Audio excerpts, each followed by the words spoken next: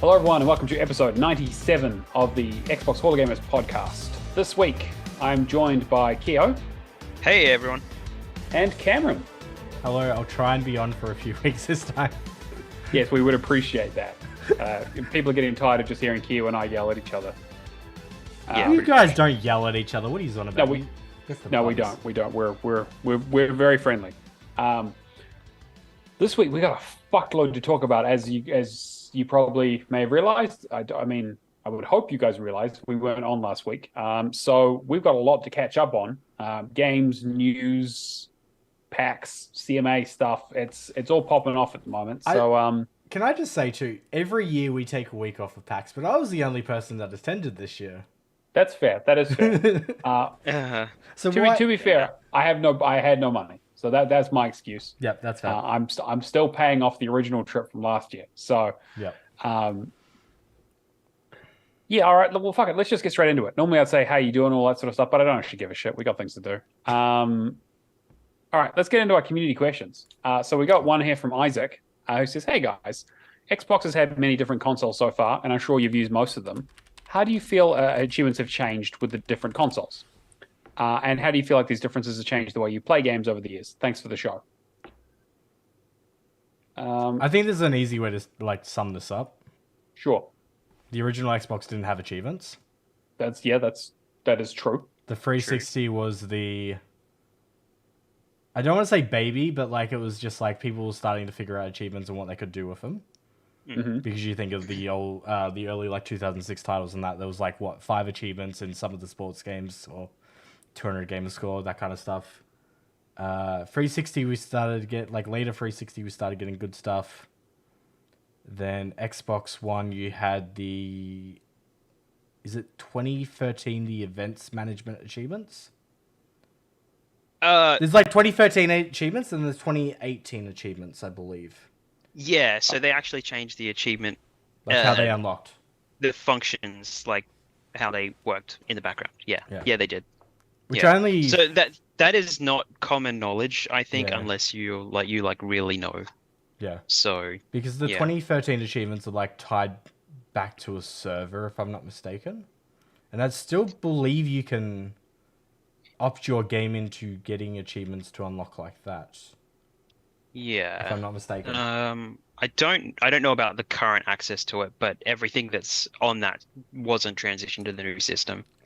I believe, according to Vudix, the last one was the Mafia Definitive Edition that it opted in for. Okay. Yeah, right. Yeah. That was not that long ago.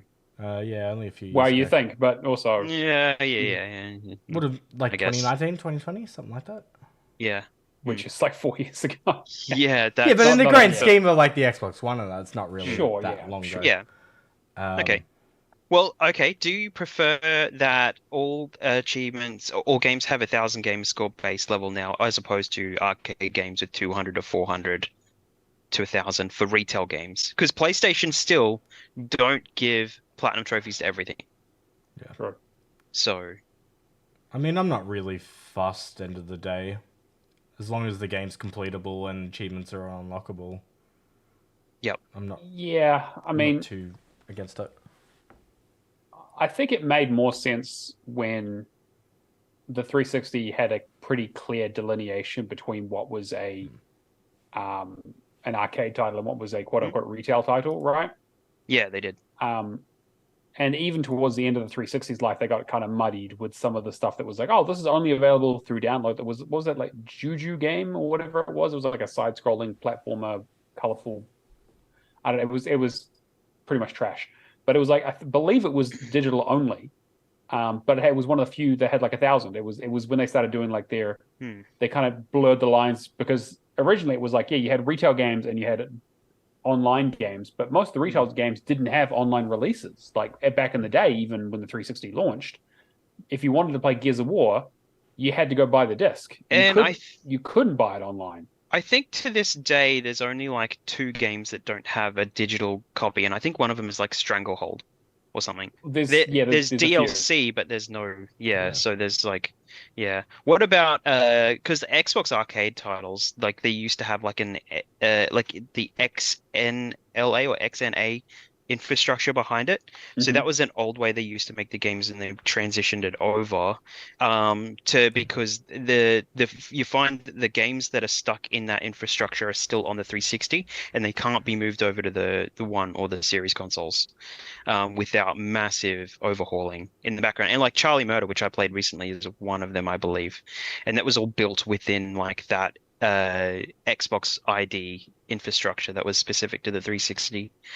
So yeah, it's why I was a few weeks ago I was playing Wick or whatever it was, when it was like one of those games, those arcade games that came on a disc that they never did anything with again, because there's just like there's no way they're going to transition any of that stuff. Going back to a game that has 200 gamer score, does that deter you from going back and completing the game? Not anymore for me. I mean, like No. I went back to what am I? It was Super Time Force. Yep. Which is a bit of an interesting one because it has an Xbox One version and then a 360 version. The 360 version doesn't have the additional DLC content. Isn't the Xbox 360 version 2 achievements like 400 compared to Yeah, Xbox I think it's 1000? like, I'm actually just looking, I think it was like 600 or something. Yeah, it's just like 400. Yeah, you're right, correct. So because I remember it was 200 and then you could add an additional 50 with DLC, and then they went to 400 with an additional 100 for DLC for a total of 500. And then they were like, fuck it, let's just make it 1,000. Like, yeah, it didn't like when it became less of a thing for them to have a distinction. And then once they had self-publishing and every game was downloadable, like, I mean, can you think about a game on the Xbox One generation that is only on disc? Xbox One generation only on disc. Oh, I wouldn't say only on disc because it'd be more than likely the other way around. You'd only digital. Yeah. Yeah, right. That's what I mean. Yeah, and so it's like it kind of didn't really make a lot of sense because anything that would come out on disc would also have, an online version or a digital version that you could buy. So the delineation between what's an arcade game and what isn't basically came down to did you have a publisher, I guess. But then they were like, well, yeah, but you had smaller publishers and bigger publishers, and I don't really think it kind of mattered towards the end of the life. Yeah, of that system. I'm wondering how much of it was actually like, why don't we just have everything under the same umbrella, like a one system? Because even then you would have had devs moving from like, indie teams to AAA and vice versa, and all that. Like, why have different rule sets for different size companies? Yeah, and managing multiple rule sets doesn't really benefit them in any major way, right? Yeah. That's like if the end result is the same, and also you have a huge influx of people signing up for your program through was it Xbox ID at Xbox? Yeah. Right. It's like, yeah, just make them all the same. I mean, obviously we've talked a little bit about in the past about the way that gamer score has kind of been devalued over the years through title updates and $5 games and all that kind of stuff, right? But yeah, I don't really want to rehash that debate. But yeah, I feel like it never really changed the way I played. Because I felt like the transition kind of happened at the same time that I kind of changed the way that I played in general. It was like we happened to go to these 1,000-point games, and so I played a lot more of those. But if there were 200 these days, I don't really care. It's like I'm mostly cleaning up stuff. Everything is 1,000. If the game's 100 hours or 10 hours, I'm really just there for the game at this point, as long as I can complete it. Yeah. Yeah, I guess it's really only changing if the things are broken or things are breaking. Yeah. So. I mean, for me, which like we do still see a lot of, unfortunately. Yeah. I was gonna say, for me, like the achievement, the Shadowless Edge tag only started existing at the very start of the Xbox One generation. So I didn't even really feel any, like, I wasn't looking at indie games back at the 360.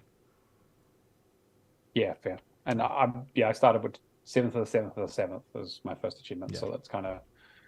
So I definitely had a lot of the indie stuff. I would buy like an an XBLA game like a week. One per week, basically play through it. And I think my very first completion was like Heavy Weapon from PopCap. Okay.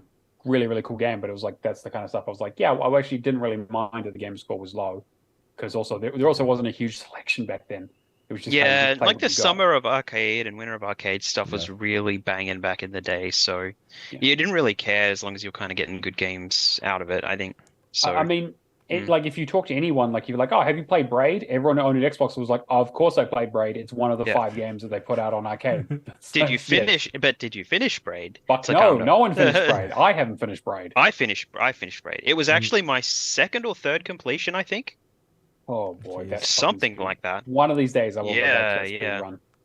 It's fucking Jonathan Blow. Fucking puts a speed run on that, puts it in the fucking witness. Like, you can fuck off. So Isaac, I think the crux of the argument is essentially we hate speedrun achievements, and that's pretty much it. Yeah, pretty much. Yeah, like I've talked multiple times about the types of achievements that I like. Right, but yeah, again, like we've had a few examples of really, really great lists. Like I don't mind all, like it's just all games speedrun kind of stuff. Like if it's like Halo levels and that kind of stuff, love it. Yeah, that's less bad for sure. Yeah, but anyway. And then Cameron, you had a question you chucked in there last week as well. Yeah, so I think I did this slightly before. So I went to the AGDAs on last Wednesday night, which are the Australian Game Developer Awards. And it kind of just inspired me to ask, like, when was the last time you played a game from your home country, and what was it? I will quickly just say that some of the indies for Australian and New Zealand indies ruled PAX this year. Yeah, well, makes sense. Yeah, nice. Other than Nintendo and Sega, with their floor presence, it was all indies. And there's some really cool stuff coming out in New Zealand, and there's some really cool stuff coming out of Australia. Straight off the bat, I'm just going to answer that. Moving Out 2 with Percy has been so fun because she's just the entertainment it provides like kids is just amazing. It's just the first game just with added upgrades. What about you two? Right. Oh, depends where we go. Dredge is a New Zealand developer, right? Yeah. Yeah. Which Dredge is Black Salt Games, I believe. Yeah. Dredge I really enjoyed. But if we're going to go technically I'm originally from Sweden, so I would probably go something from Starbreeze, probably. Starbreeze had so many good games before they fell into the fucking Payday hole. I was maybe say, Brothers. I was trying to think of what Starbreeze did before Payday. Nice. Syndicate. Riddick. Yeah, the Riddick games. The Wheelman? Was that them? Or was Vin Diesel just that in was Vin that? Diesel. No, he was just in that. No, the Darkness, actually. The Darkness. Oh, yeah. I will have my favorite. I will 100% go with the Darkness because I love the Darkness. Yeah, the Darkness. Need a is third Darkness. So good. Yeah, and like I like the second one, even though it was a different studio and stuff. But like the first one is just fucking fantastic. Just the atmosphere of the first one. Like I like the second, but just the change in the art style just really didn't gel with me. I remember like that era of the 2K release, because the 2K publisher release stuff. Where they in the early 360, and again, like talking about achievements, like the Darkness had some like a really good achievement list besides the multiplayer. Like this, like it was one of those few games where it was like, oh, use all the powers in a bunch of different interesting ways, and then like do some story stuff, and it was one of those games that like made you really kind of explore that world and like kind of fuck around and find out and stuff. It was really it was like, because it was BioShock. And then it was like, I think it was the original Prey, where like those, like they all had that kind of, they all had a very similar kind of feel to them in terms, like obviously thematically quite different, but they had a kind of the engines that they used and kind of the way those games were made, and they all came out around the same time. I grouped those three games together as kind of early 360 games, 2006, 2007. I really wish they would like explore doing a remaster. Yeah, I would. Just yeah, a I think that. remake. Yeah, I mean, I think it's would be really well suited for that. I mean, you know, is the IP still going in the comics? Yeah, I'm pretty sure because DC own it. I haven't looked it up in a while. It's like that and Witchblade, I think, is the other one that goes with it. Yeah, Witchblade was really good too. So, not as a game, but like as a comic, it was one of those gritty old. Yeah, there used to be a line of comics like Valiant Comics, which Shadow Man comes from, actually.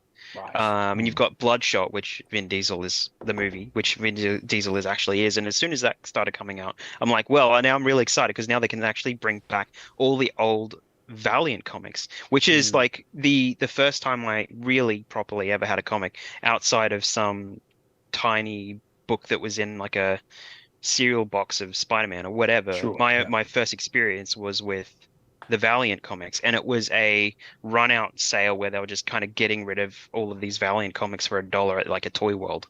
And we bought all of them. So it was like Bloodshot, Hard Corpse. It was Shadow Man, all that kind of stuff, and they were really, really good. And I'm like, well, if Bloodshot's coming back, everything else is gonna come back. Be really good. But yeah. yeah. Apparently, the Darkness, like they relaunched it back in 2019, so it is they're still putting stuff out for it. So Okay. Yeah, like a Steam release or something, or no, I mean like the comics or the the IP, comics. the IP. Oh, right. Of course. So, Yeah. Well, apparently 2K and what is it, is it Hangar 18? Like redoing Hangar 18, stuff the from guys that. who do Mafia. Yeah, they're redoing Mafia stuff. Yeah. So Yeah, I mean, okay. hopefully the Darkness can be revived. Great, Yeah. I love it. Yeah, I don't actually know what I've played that has been Australian. Like, unfortunately, for a good time, I was very ignorant of games developers and where they would come from. So I only know the big names, like, your 2K Australia and your LA Noire dev. What was that? Trying to think of the name of them now. It was just Team Bondi.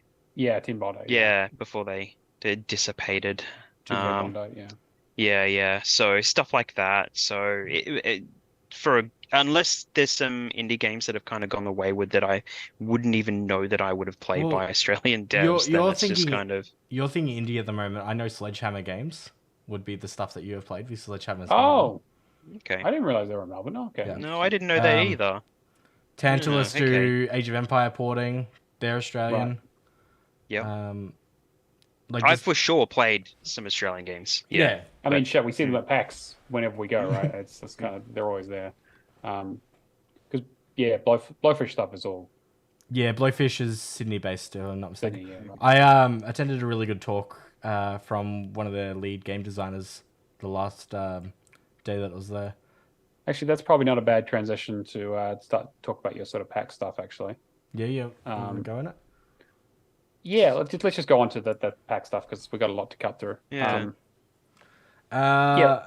How was your trip? How have you been? So yeah, I basically went to Melbourne for 9 days for GCAP, which is Games Connect Asia Pacific, which is essentially, if you're familiar with the Game Developers Conference, it's GDC Down Under.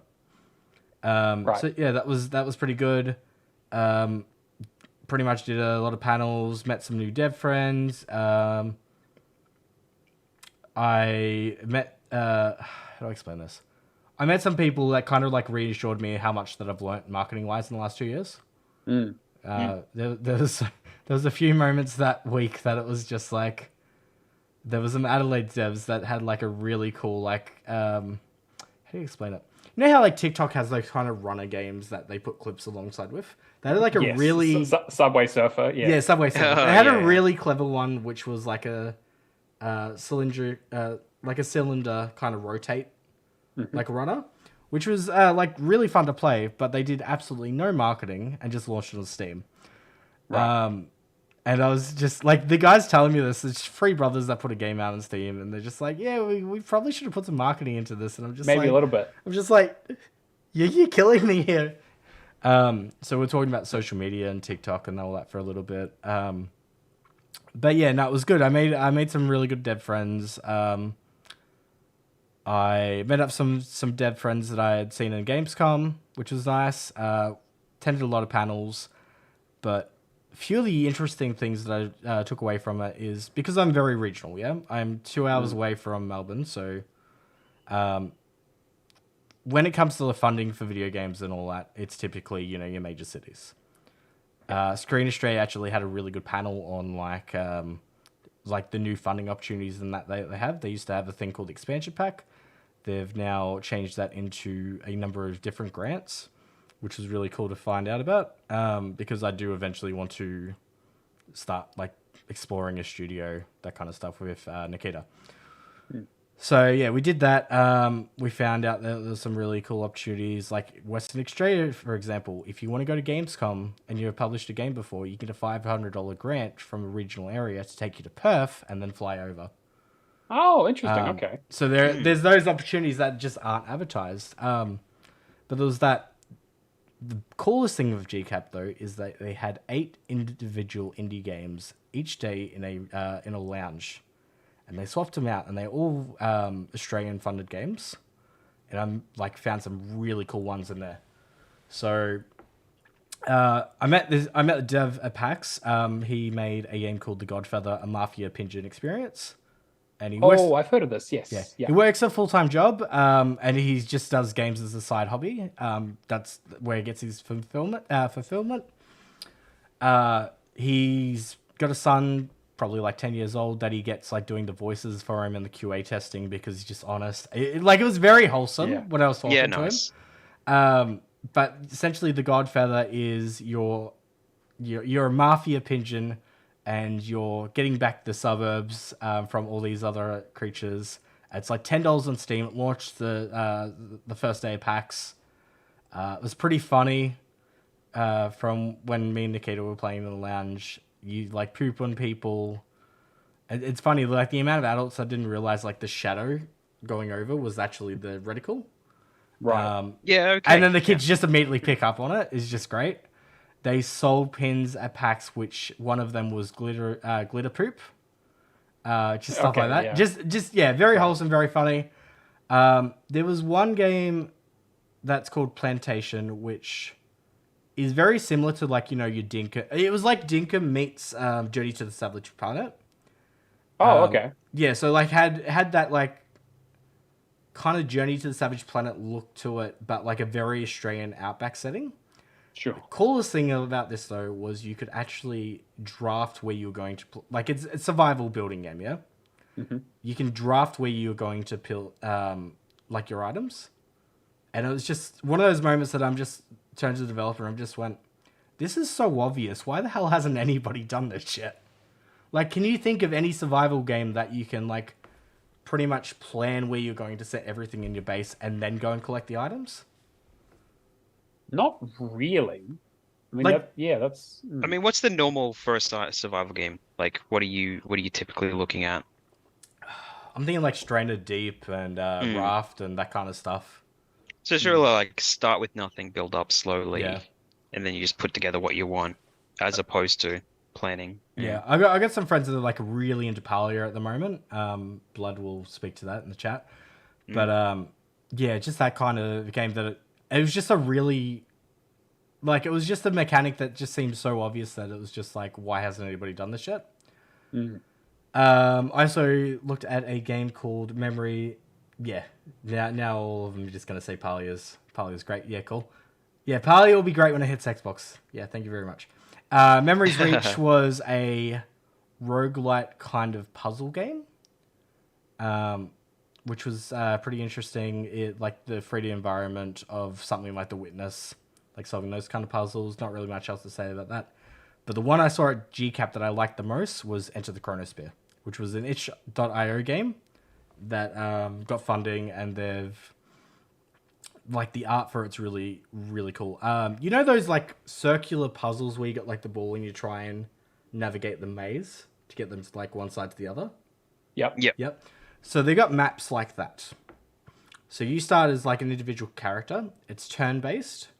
Free turns allow you to move one, like, there's like no tiles and all that, but you got like a certain distance you can travel. So it's essentially like if Super Hot was a turn-based Oh man. Okay. turn-based game. And I played it for like 20 minutes, and I'm just like, I need to pull myself away from this. This is really good. Yeah, Enter the Chronosphere. It just had a really like engaging art style. The combat was like really solid. And you know how Super Hot, it's the strategy of it. Like trying to solve. Yeah, I'm really bad at it. I'm well aware. Yes. But yeah, that was really cool. I got a jacket from Cure Cancer for my volunteer stuff. There we go. Because I did some volunteering game on cancer. We went to the ACMI building, the Acme building, which for anybody who's not aware is in Fed Square in Melbourne. They had a exhibit on, what was it called?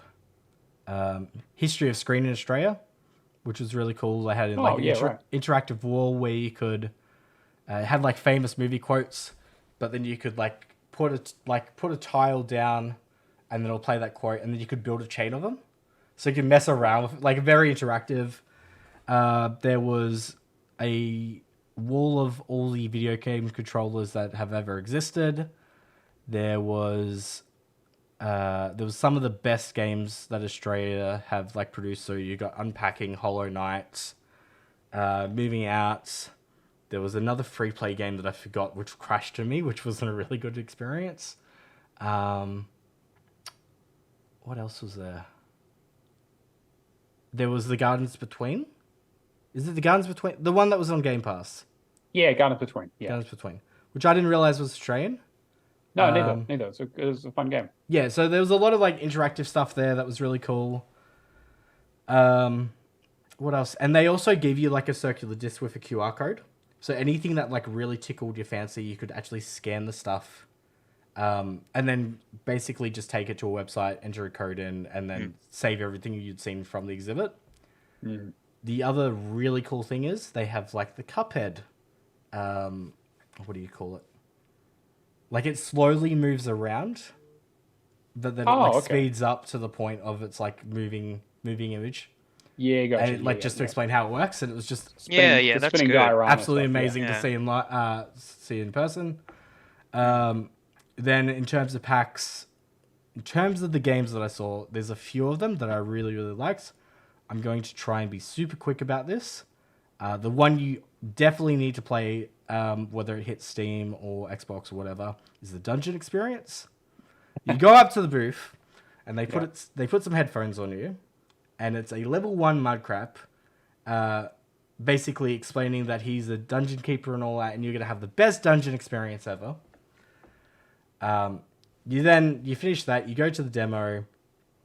The demo is probably one of the funniest games I've ever played. I'm trying to think the last time I laughed that hard.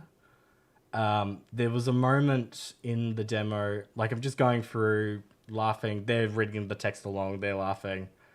There was one moment where you have to activate the dungeon by pushing the guy's nipples in, which made me really uncomfortable. So Blood took multiple photos. Okay. There is a man in the room that is used like he is just a table man. He's just holding the glass on his back for a table. He's like, "Yep, this is my life." So you got to find food for him.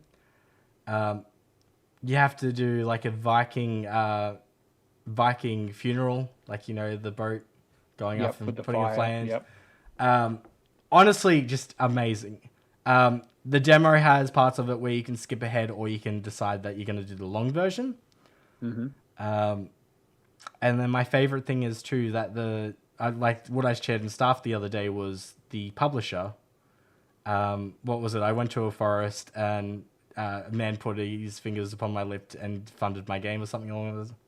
I can't remember what it was called exactly. It's really quite a long title for a publisher. Yeah. But absolutely great. Not good SEO at all. No, absolutely not. But just good for laughs. Is there even a good acronym for that? Probably not. What else did we have? We had Dark Web Streamer, which is really... What's the best way to put this? So if you're familiar with like the old DOS games, it's like the old DOS games wrapped up is like you're streaming... It's very Hypnospace Outlaw. Oh, right. But like dark streamer kind of vibes to it. And that kind of management of, making sure you're staying alive, you're not running out of resources kind of thing. That was really fun to deal with. Crash Course Builder, which I talked to the dev for, I swear, probably like an hour. These two guys, actually... not the first game that he made, but his last game that he made was Agent A, Puzzle in Disguise. Yeah, the one that was on Game Pass. Yeah, it was a great game. So he's a remote worker in Melbourne. His partner's in Queensland. They met each other at like a Apple Arcade event, I think like 5-6 years ago, something like that.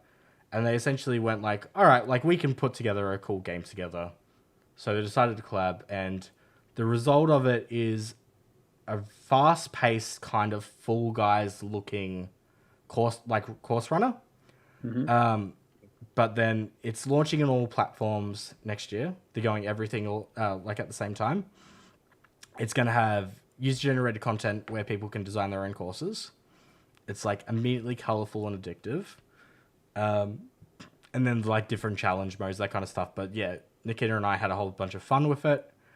There was a game called Letters to Ariel, which is essentially cute, cozy kind of collection game, but they're vegetables and they all have very big booties.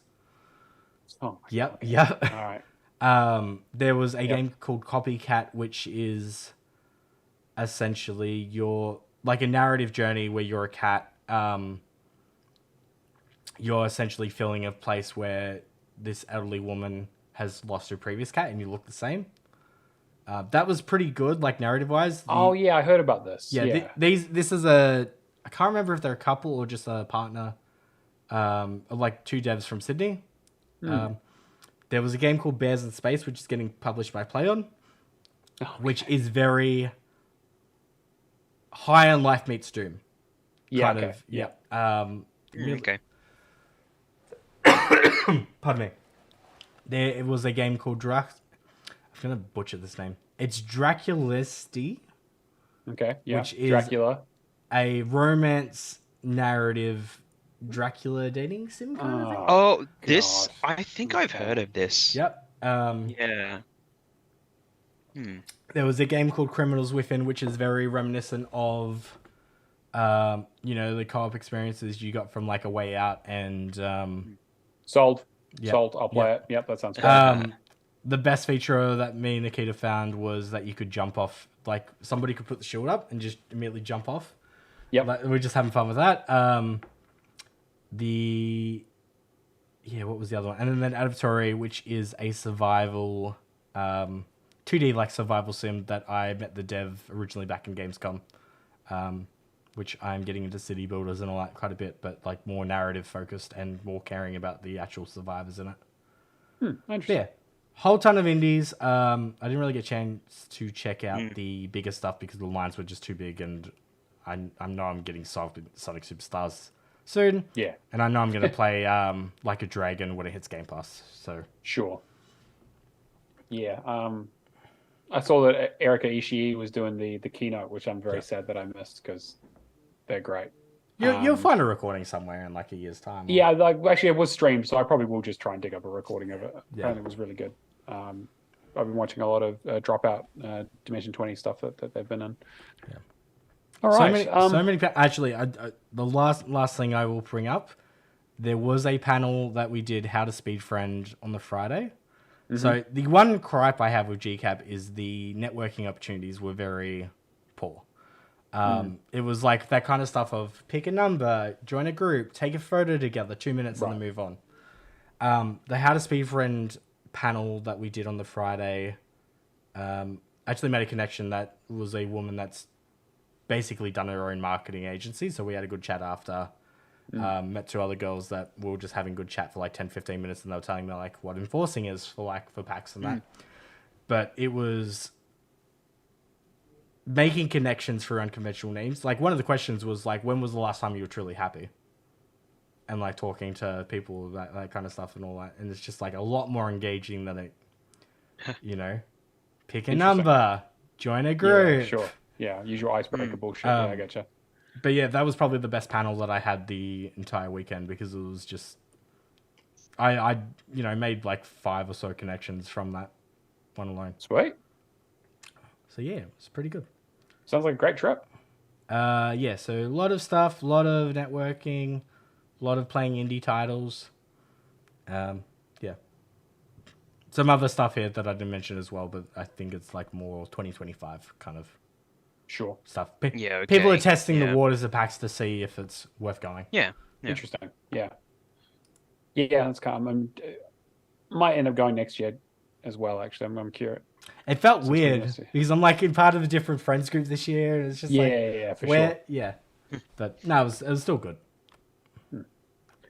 All right. Well, let's get into the news. I didn't put it on here, but basically, we were sort of talking about it before the beginning of the show. it looks like the CMA have given approval for the Activision Blizzard deal, Microsoft deal to go through, and that Activision have stopped selling their shares. But based on some big announcement that's going to happen or new information coming through, which basically everyone has said that this is going to all be signed off by tomorrow. Unfortunately, we are recording today, so we don't know 100%, but I would bet a lot of money on it at this point, to be honest. The big announcement is we want to stop talking about this. Exactly, unless yes. games are hitting Game Pass. We'll start talking about the games. Yeah, exactly. Cool. But actually, first, let's start with that then, because Activision did actually comment on when these games are going to be coming to Game Pass, because they obviously got asked the question of like, hey, as soon as this deal's done, you got to put like every game you've ever made on Xbox on Game Pass, right? Sure. And they're like, no, under no circumstances. So they basically said that Activision Blizzard has explained that upcoming and recently relaunched titles like Modern Warfare 3 and Diablo 4 will not be dropping into Game Pass this year. However, they're going to be working with Microsoft to add some games before, basically over the next year. I think we'll get like some really nice stuff like Spyro Trilogy and that. I think the kid friendly stuff there's definitely a gap missing that outright published stuff is like filled.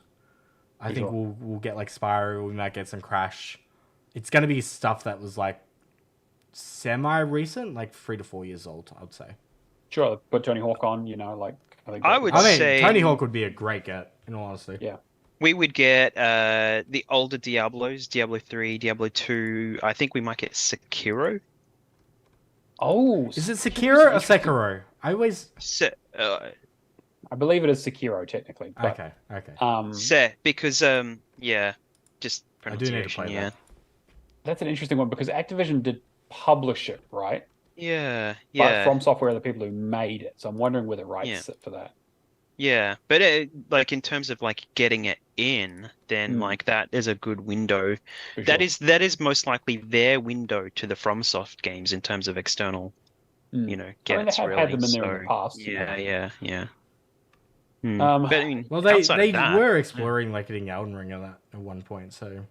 Yeah. Well, I think in part of those leaks they were also talking about like doing like a Dark Souls trilogy release where they put all 3 of the Dark Souls on there to try and get people to upsell to buy Elden Ring afterwards. Yeah. Which is smart.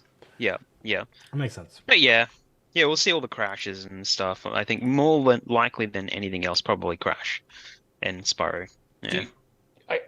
People are kind of being like, okay, yeah, sure, maybe not Modern Warfare 3 because they want to sell it for full price, which hey, fair enough. Yeah. And probably not Diablo 4 because it just came out. Yep. What's next? I think if they want to stick with their current catalog of the current series, essentially, and in other words, the current canon universe, which started basically with Cold War and then went to Vanguard. And, I guess you could say Modern Warfare 1, like the redo of that. And then Cold War, because Cold War has a lot of zombies content, Vanguard has a lot of zombies content, and that all links into the new stuff story-wise. If you want engagement and you want people playing zombies, you'll have people go back. Even if they play the current stuff, they might go back and play the stuff from those games, which didn't get a lot of traction. That's a very, very good point. Yeah. Do you think people are going like, as soon as this deal's signed, they're just going to drop a bunch of stuff? Do you think they're going to do that, or do you think they're going to be staggered like Bethesda? I was going to say, like, I think they're going to pull up Bethesda, right, and stagger it out and be like, hey, we've got a bit of a light Game Pass month this month. Let's just put in an Activision game. It will. Yeah. I don't think it'll be filler. It'll be stuff that's carefully like. Yeah. There'll be the initial stuff, and then there'll be like the extra that kind of rounds off that selection of titles. Sure. Yeah. Well, I mean, if them fixing the Call of Duty servers was any kind of indication of what they could put in there, it'd basically drop at least all the 360 Call of Duties in there, and then like a few newer things. I reckon it would be more smart for them if they're doing Modern Warfare 3. Let's just say, when's Modern Warfare 3 coming out? Is it the end of the month? Yes. Okay. So if this deal had originally been signed, I would say if I was in charge of it, I would be putting Modern Warfare 3, the 360 version, in Game Pass 3 months prior. or some of the Modern Interesting. Warfare. So I would be splitting it up for. They're obviously doing the remakes at the moment. I would split it up in such a way of like this was the original content. Play it, before the new one comes out. Yeah, Yeah. You don't want people off the back of a new release going in. You don't want them saying, "Oh, play Modern Warfare 1 and 2 before you play," because people have that kind of mind frame where they want to play what was before and not buy the new stuff. So if you dropped 1 and 2 first, and be like, "Oh well, I'll just play 1 and 2 and then I mean pick the up 360 3 when copies though. Yeah. I mean the Yeah, 360 equivalent as compared to the. Yeah. Because let's be honest, most of the reason that people play Call of Duty is multiplayer. So if you gave them a reason to go back to the old multiplayer maps and then you went like, "Oh, Modern Warfare 3 has remastered maps of these original ones," I think it would be a much easier sell. Yeah. It depends where you're looking at it. I actually like having a bit of a more think about it. I actually think they probably wouldn't put any Call of Duty in at least until after Modern Warfare 3. That was my thought too. Yeah. Because you don't want people to be soured on the new game for starters. Because you comparing it to the you imagine if this happened when Call of Duty Vanguard came out, and they were like, "Oh well, Call of Duty Vanguard's shit. I'm just gonna go play the old Call of Duties." Let's just wait for the month that Vanguard does hit Game Pass and people will just crack the shit, or Infinite Warfare. Oh, well, I mean, to be fair, Infinite Warfare is actually an okay game. Infinite Warfare is a decent game. Just people really don't gel with the fact that we're moving to space. Most people that were going to play it probably jumped on Cold War because it was one of the first big releases of the Xbox Series X. True. And they bought that. They bought Dirt. Like me, they were the two games that I picked up when I got my Series X, because they're the ones that really showcased what you could kind of do, except Cold War was broken with the ray tracing and they had to fix that a little bit. So most people will play Cold War. They could easily dump that in there. They could easily dump in Vanguard because nobody cares about it. Then they've got the backstory for the zombies mode, which they're putting some emphasis on, and they want more people to get in. So they'll have all of this content that rounds itself out leading up to the current content, and hopefully they'll make a splash with zombies. So let's just say that the deal gets signed and all that. What free games would you want to hit the service first? Tony Hawk is definitely Tony Hawk Pro Skater 1 and 2. That one, like 100% needs to be in there. I agree. I think the only reason it's not already in there is because this deal was in the works, basically. Because I feel like that's a perfect Game Pass game. Yeah. They could put a bunch of old Skylanders in there, right? I'd be interested to see how they can do Skylanders in Game Pass. They can't. Yeah, because you need the fucking toys, right? Yeah, but like you could patch it. It's like whether Microsoft wants but the thing is, like any releases to these things are going to have no work done to them. If we're talking about like first releases for this deal, like Microsoft hasn't had hands on with any of this stuff. Yeah, yet. True. I mean, it'll be down the line. I would say the free that I would want to be added is Tony Hawk. Prototype. Oh fuck! Okay, yeah. Like one of the prototype remasters would be sure. I'm big okay. fan of I can see prototype. Yeah, I haven't thought about the game in years. And then I would probably say one of the most popular Call of Duties. Yeah. Okay. Black Ops. Yeah, I would say the Spyro trilogy. Diablo 2, because I actually never the remaster played the original. Yeah, the remaster. Yeah. And then I would actually probably say,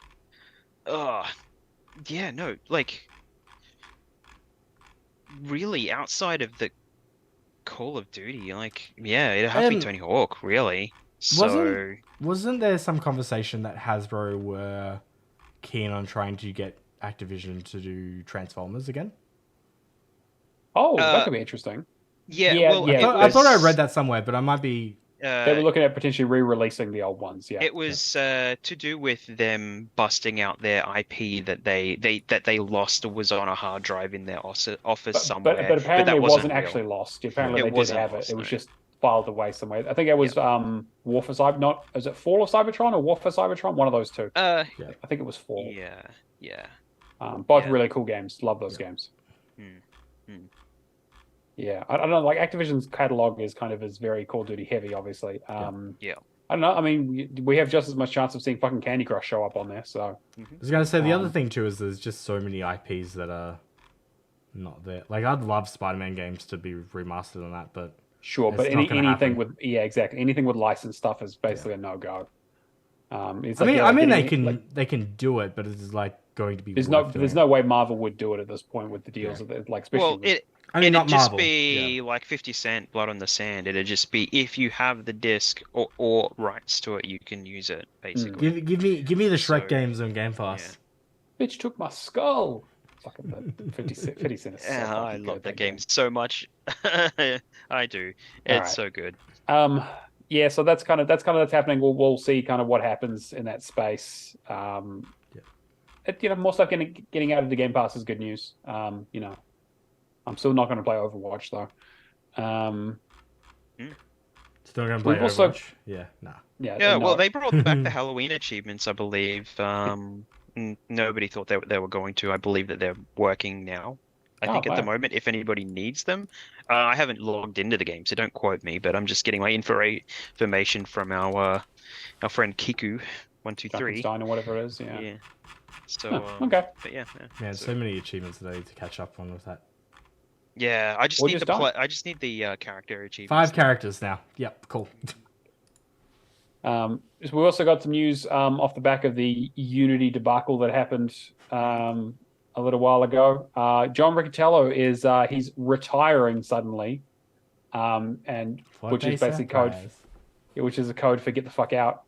He was like, "Hey, I fucked EA. I'm gonna, I fucked Unity. Maybe Epic should hire him." Like they just get him out of the industry. Get him out of the industry. No, apparently he's done or whatever. So. No huge surprise there. That's the biggest blunder I've seen in a long fucking time, and this industry is full of big blunders. Yeah. The problem is the board's still there though. Sure. Like the fact that they approved it in the first place. But yeah.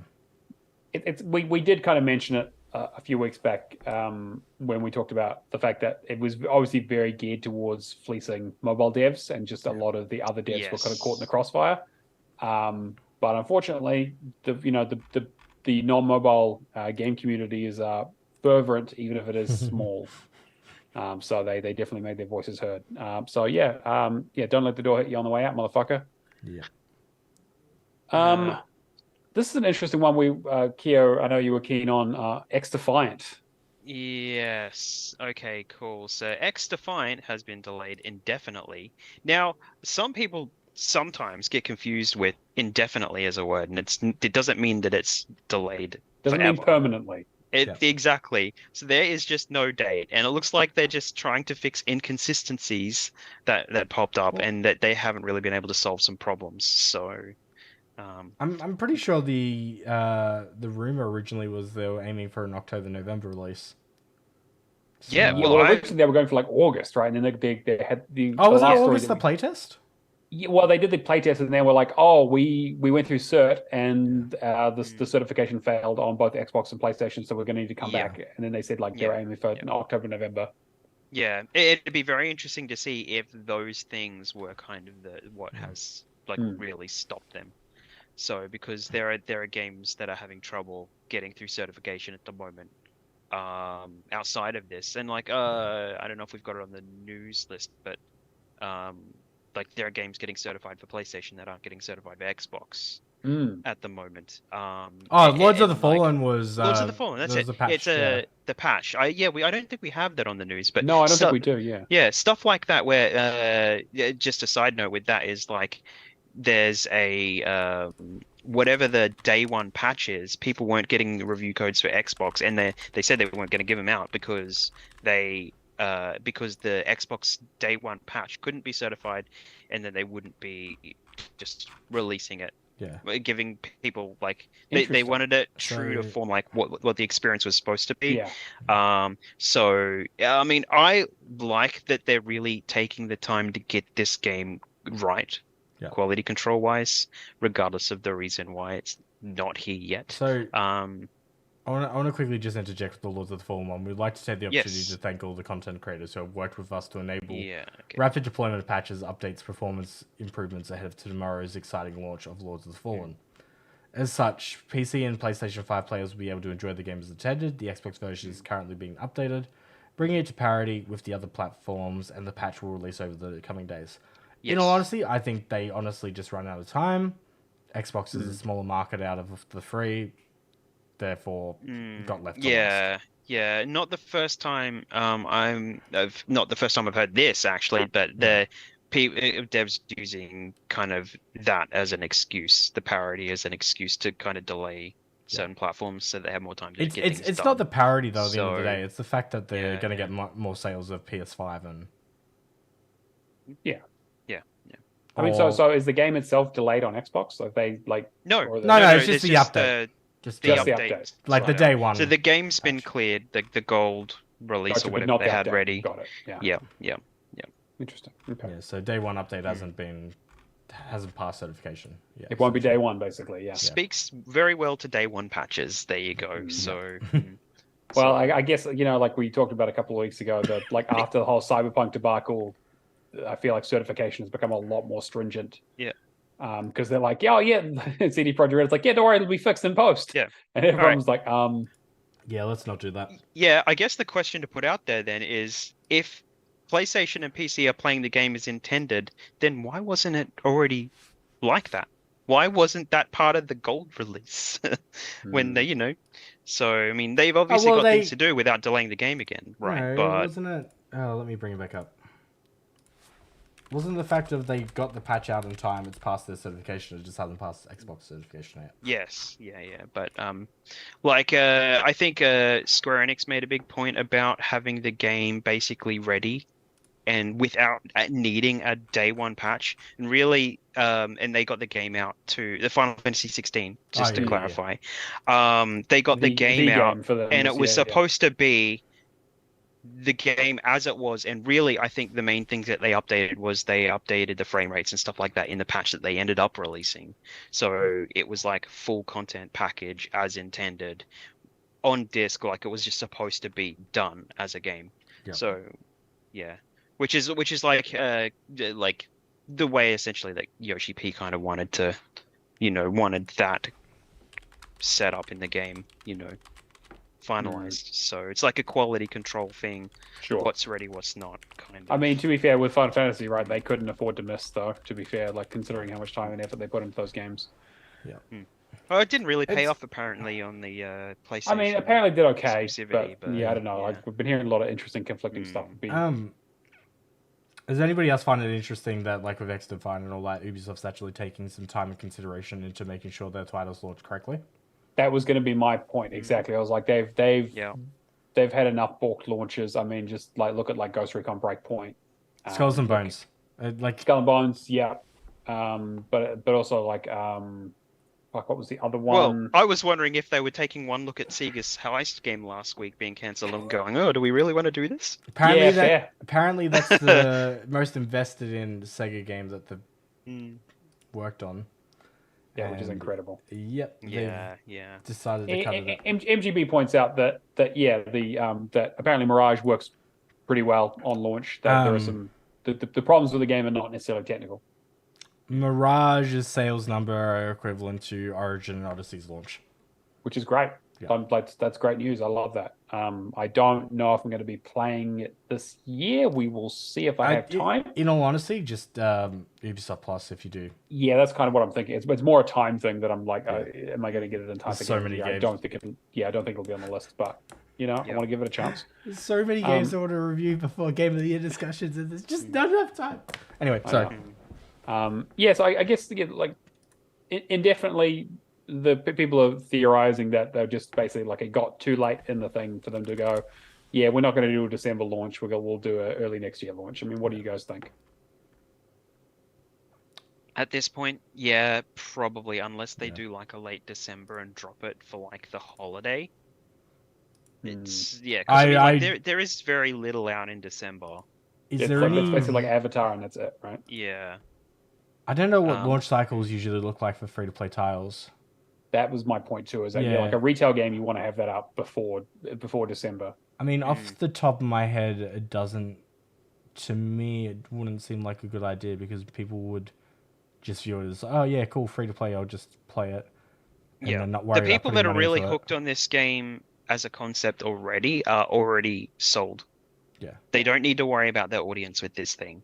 Yeah. So True. So they could really release it anytime they want, and everyone that was looking forward to the game will be happy with it. Well, you know. So and now they just need to wait for people to get tired of Modern Warfare 3 and jump in right when the peak of people being like, this sucks. It's like, well, we got a COD killer for you, motherfucker. Oh man, Ubisoft having a COD killer, that sentence does not make any sense. No, it doesn't make any sense, right? I mean, hey. Retract. Stranger things have happened. Yeah, true. Keo, do you want to take this one too about Redfall? Oh, right. So this is a good one. So the only person who's played it. I would like to say that I had the hard drive space to download this, to play it, to try it, but I didn't. So I haven't tried the new update, and I did try loading before the stream, the Xbox streaming to try, and I couldn't play it at all. Like just the way that functions just does not work. Through the Xbox, I could have tried the browser. That might have been a bit better. So basically, Bethesda updated Redfall with the FPS, 60 FPS mode, and they also made a bunch of changes. Some of the stuff that I was speaking to, when I was playing the game that I really, really wanted. Added, like populating the world a little bit more and stuff like that is really, really good. So it's still probably not at the place that they actually want the game to be. I think that they still need to release those extra characters, right, that they promised. Yep, they got DLC so they really just need to bring the game up to scuff, so that like when they said that the game will be playable for played by people in 10 years time, they really, I think, meant. Like this was a quote from a couple of weeks ago where they were saying basically that people will be playing Redfall for a very, very long time. I think they just want it in a playable condition to get it up and running, and then it will be at that. Hopefully they'll release those characters and be done with the game. So this is a good start. I'm going to go through some of the patch notes if you guys don't care. Yeah, go for it. So basically, enabled performance mode on Xbox Series X, S, so both consoles, which I believe it didn't have at all before. Improved PC performance and stability across the hardware. So improved the variety of the hardware that it would run well on. Addressed several edge case memory crashes. So that happened. Actually, the game crashing was a big issue when it came out. Graphical corruption issues with changing resolution. So with the AMD GPUs, there was some really big graphical issues in the game, where things wouldn't load for 5 minutes, and it was simply like a tile inside the fire station. You could sit there and the graphics just would not load and stuff like that. So they repaired that once with the last patch, and it was still kind of happening. Hoping that some of these things will kind of fix that as well. So game settings also reset to default values in window display on a second monitor. That was a problem. They fixed that. Anti-aliasing setting for AMD with upscaling. Various performance improvements. So in terms of that's kind of like the hardware stuff, right? The user interface, they had stuff like the weapons with silencers. Muzzle attachments now reflect their silent state in the tooltips. So they actually have little icons on the actual guns and stuff like that now.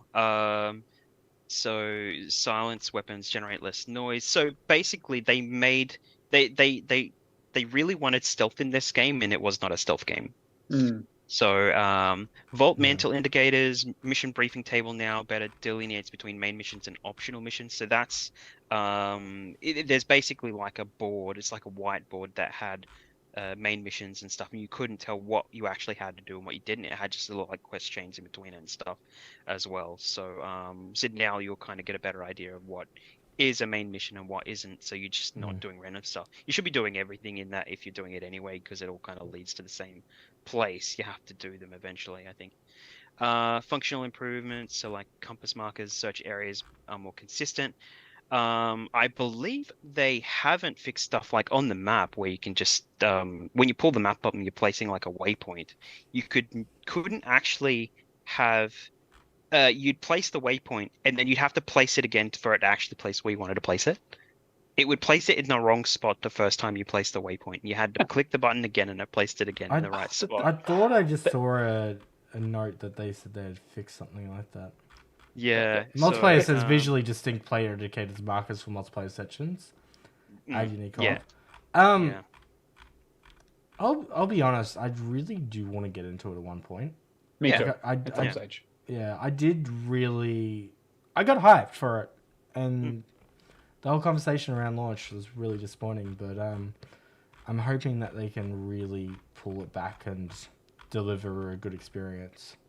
Yeah, I'm curious to see like what extra stuff they add to it from like because like we were pretty like I was convinced that this was they were like, oh yeah, we're gonna go back and fix it, and I was like, no, they're not. But apparently they're still putting some effort into it. It's not just lip service. The fact that they've done these updates and the game is what, double digits on Steam? I think it's single digits at some point, like most of the time, Yeah, I think there was a tweet or something, or like a news article that said, I don't know where it was from. It might have actually been like a proper newspaper or something, where it says there was like there aren't enough players in Redfall to fill a team, which is like 4 people. Yep. Actually, I think Skill Up. That was a quote from Skill Up's recent redid. He found that somewhere there, so I'll give credit to that. So there's some things like that. So I went through and watched his video. He's got a really good video on what has been kind of fixed and what hasn't been fixed. So you can kind of get a good idea without going back and playing yourself. But the fact that they have kind of, there was never any stealth mechanics in terms of like stabbing people when you just hit them in the back instead of actually having like a stealth mechanic. PC Games then noted that the game's concurrent player count now dips so low that at certain times of the day it's not possible to fill a full 4-player co-op lobby because there are fewer than 4 players playing the game. Yeah, well, the funny thing about that is that there is no matchmaking. Yeah. So either way, you have to have 4 friends to actually fill a team. So you have to convince 3 other people to actually play the game to fill a lobby. Join our Discord. So Fire and Kia are both getting an apology letter from Matt and myself for Christmas. The amount of times during that launch period we're just like, can somebody play multiplayer with us? And we're just like, yeah. So I wish don't see you there. Sorry, bye. I really wish that they didn't need to add co-op to this game. Yeah.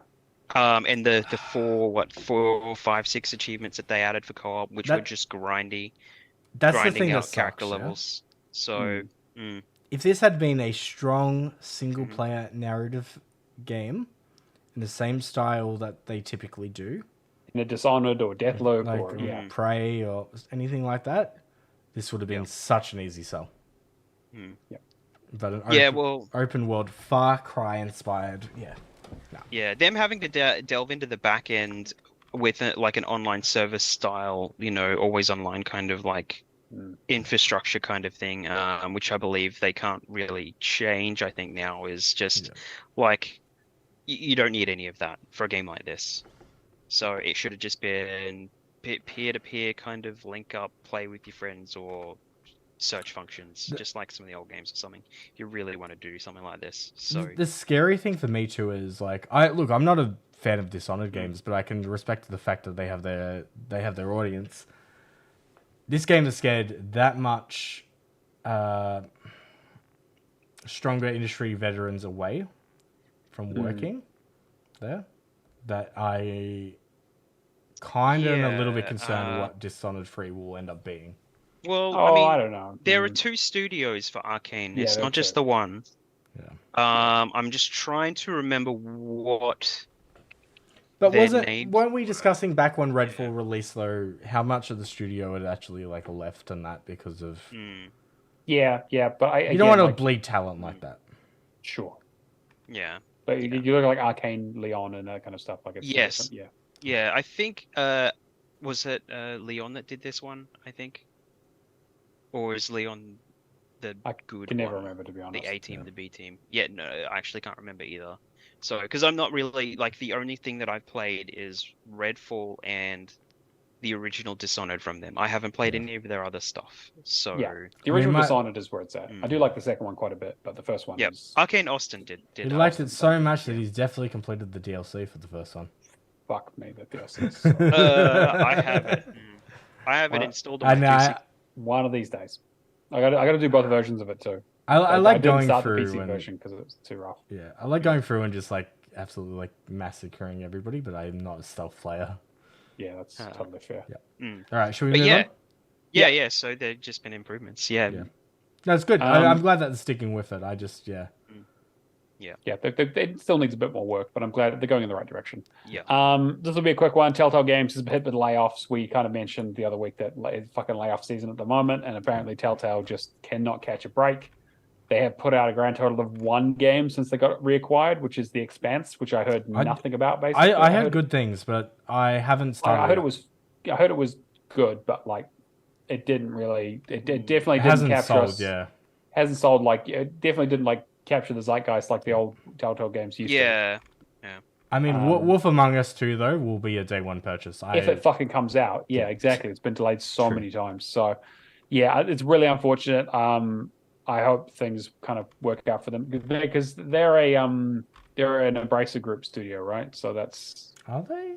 I believe so. Oh no, hang on, because it's Skybound. Because Skybound, I'm trying to remember.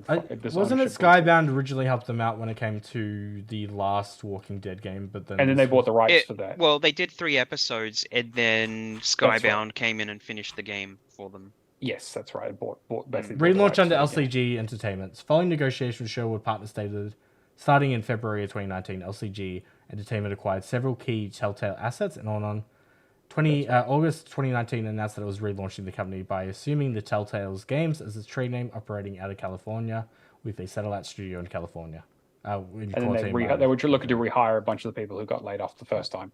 They're probably not getting laid off again. Former employees of the original Telltale were skeptical. LCG's approach to the relaunch of Telltale, considering that offering only freelance work while in San Francisco, which has one of the highest cost of living in the country, is risky. Others have urged LCG to pay off its existing Telltale debt to its former employees, while others have called for a boycott of any games from the new Telltale. Well, they put out 1 game and no one bought it, so that seemed to work out just fine for them. Is it 2022? Roughly 50% of the company's staff is made up of former Telltale employees. Yeah, which doesn't super surprise me. So yeah, that's unfortunate. I'm hoping that people. I mean, tech at the moment, gaming and tech are just kind of like I mentioned it to you guys, but I don't think I mentioned it on the podcast before. There have been 4 weeks in 2023 where we haven't experienced major layoffs in the gaming space. Yeah, it's insane. Yeah, and it looks like it's going to continue, to be honest, especially with the Embracer Group stuff and just the way things are going. So, but hopefully they can find new positions quickly. It's not something anyone wants to go through for sure. Another quick story here. Cyberpunk 2077 are doing a live action project. We're not quite sure what it is, if it's a movie or like live action TV. I kind of get the feeling it might be on the TV side of things. Just that's my take on that. I don't know. How good would it be if they managed to successfully launch a strong anime series alongside like a strong like serial drama kind of TV show? Sure. Yeah, like if they go down the HBO route of doing like a I'd love a HBO Last of Us like style like cyberpunk thing. I watched the fuck out of that. That sounds great. I don't think there's. I don't know. Do you guys have any thoughts about that? We'll whatever comes out, we'll do it for lights, camera, and action at some stage. I'm sure. Whatever comes out, they need to have Keanu. That's a requirement. That's... I don't care if Johnny Silverhands is not meant to be in it. Just you still need to have Keanu. Did you guys watch Edge Runners? It's been on my to watch list. Like I literally have it there, and I started the first episode and stopped, and I was like, "Fuck!" I might actually just watch it this weekend. Yeah, I love that song. I've seen that many clips of it that I've essentially watched it. Same as like Invincible, but oh man, that song is so good. Yeah. Well, I haven't managed to play Cyberpunk yet. It's on. It was kindly given to me at the start of the year, so it's on my list to play this year if I can get to it. You know what's funny though? So. We go like immediately from Redfall to Cyberpunk. You think Cyberpunk launched at 2020, late 2020? I think. Well, I mean, was it just 2021? before the cons? No, when did the consoles come out? Because it was on both versions. Yeah. Yeah. So you think? I want to say 2 years ago. Yeah. 2021. So you think of like how Cyberpunk has managed to change the narrative. Like, they had their launch that was awful, but they've had. So basically, what you're saying is Redfall needs an anime of some sort. No, I mean that would be cool. That would be cool. I mean, I'm just saying, like, hopefully Redfall can bounce back like CD Projekt Red has. I don't see a world in which that's the case. No, just based on the type of game that it is. I want to remain optimistic, but I mean, people are really like, after the anime came out, people were really enjoying Cyberpunk, and I hear really good things about the DLC. I don't have Steam like open or anything like that, but how many people are playing Redfall at the moment versus Cyberpunk? Redfall's like single digits, whereas in Cyberpunk, gonna be a few thousand at least with the new DLC. And they're both after patches have just been released. Yeah. I'm saying like Cyberpunk though had quite a way to get there. I have 4 achievements in Cyberpunk, so I will need to go back and finish it at some stage. I'm just going to start it again, to be honest, because the 2.0 just start again. And all that sort of stuff. Yeah. I'll be very interested to see like your opinions though changing over time. We'll see. Yeah, I'm curious to see how it goes. David points out in the chat that like he would prefer to have like sort of a Love, Death and Robots style anthology series, which I think would work really, really well for Cyberpunk. I mean, they have actually talked about they're apparently in discussion with Studio Trigger again to do something else, which is probably going to be another animated feature of some sort. But just standalone stories, and like that's probably what it'd be. I mean, like Night City is so huge, and there's so much. Like Cyberpunk is such a rich kind of setting to kind of explore and kind of get into that. Like, there's so many different aspects of it that you could tap into that. Like, I'd watch the fuck out of something like that. They could totally do an Animatrix style thing where they just did like 7 short things of different styles. Yeah. I mean, Halo did it as well. Like, they've done their own version where it's just like every little short is a different style done by different developers. They could just get key people into, Yeah, I mean, shit. Like, if you like, I think Star Wars Visions might be the most fantastic recent example of that. They did 2 seasons of that. Actually, yeah. Every episode's done by a different animation studio. Their first season was all Japanese studios, and they branched out to others in the second season, which was some really great stuff in there that I was like, how is this not a full show? So I like video game adapted stuff. I'm curious to see. I still need to catch up on Edge Runners and Arcane, but once I do that, I'll watch whatever this is. Okay, this will be a quick one. Activision CEO has basically hinted that they might be bringing back Guitar Hero. That's fine. You guys don't need to. It's fine. You're good. Just if you do bring it back, just 5 buttons. That's all I want. 5 buttons.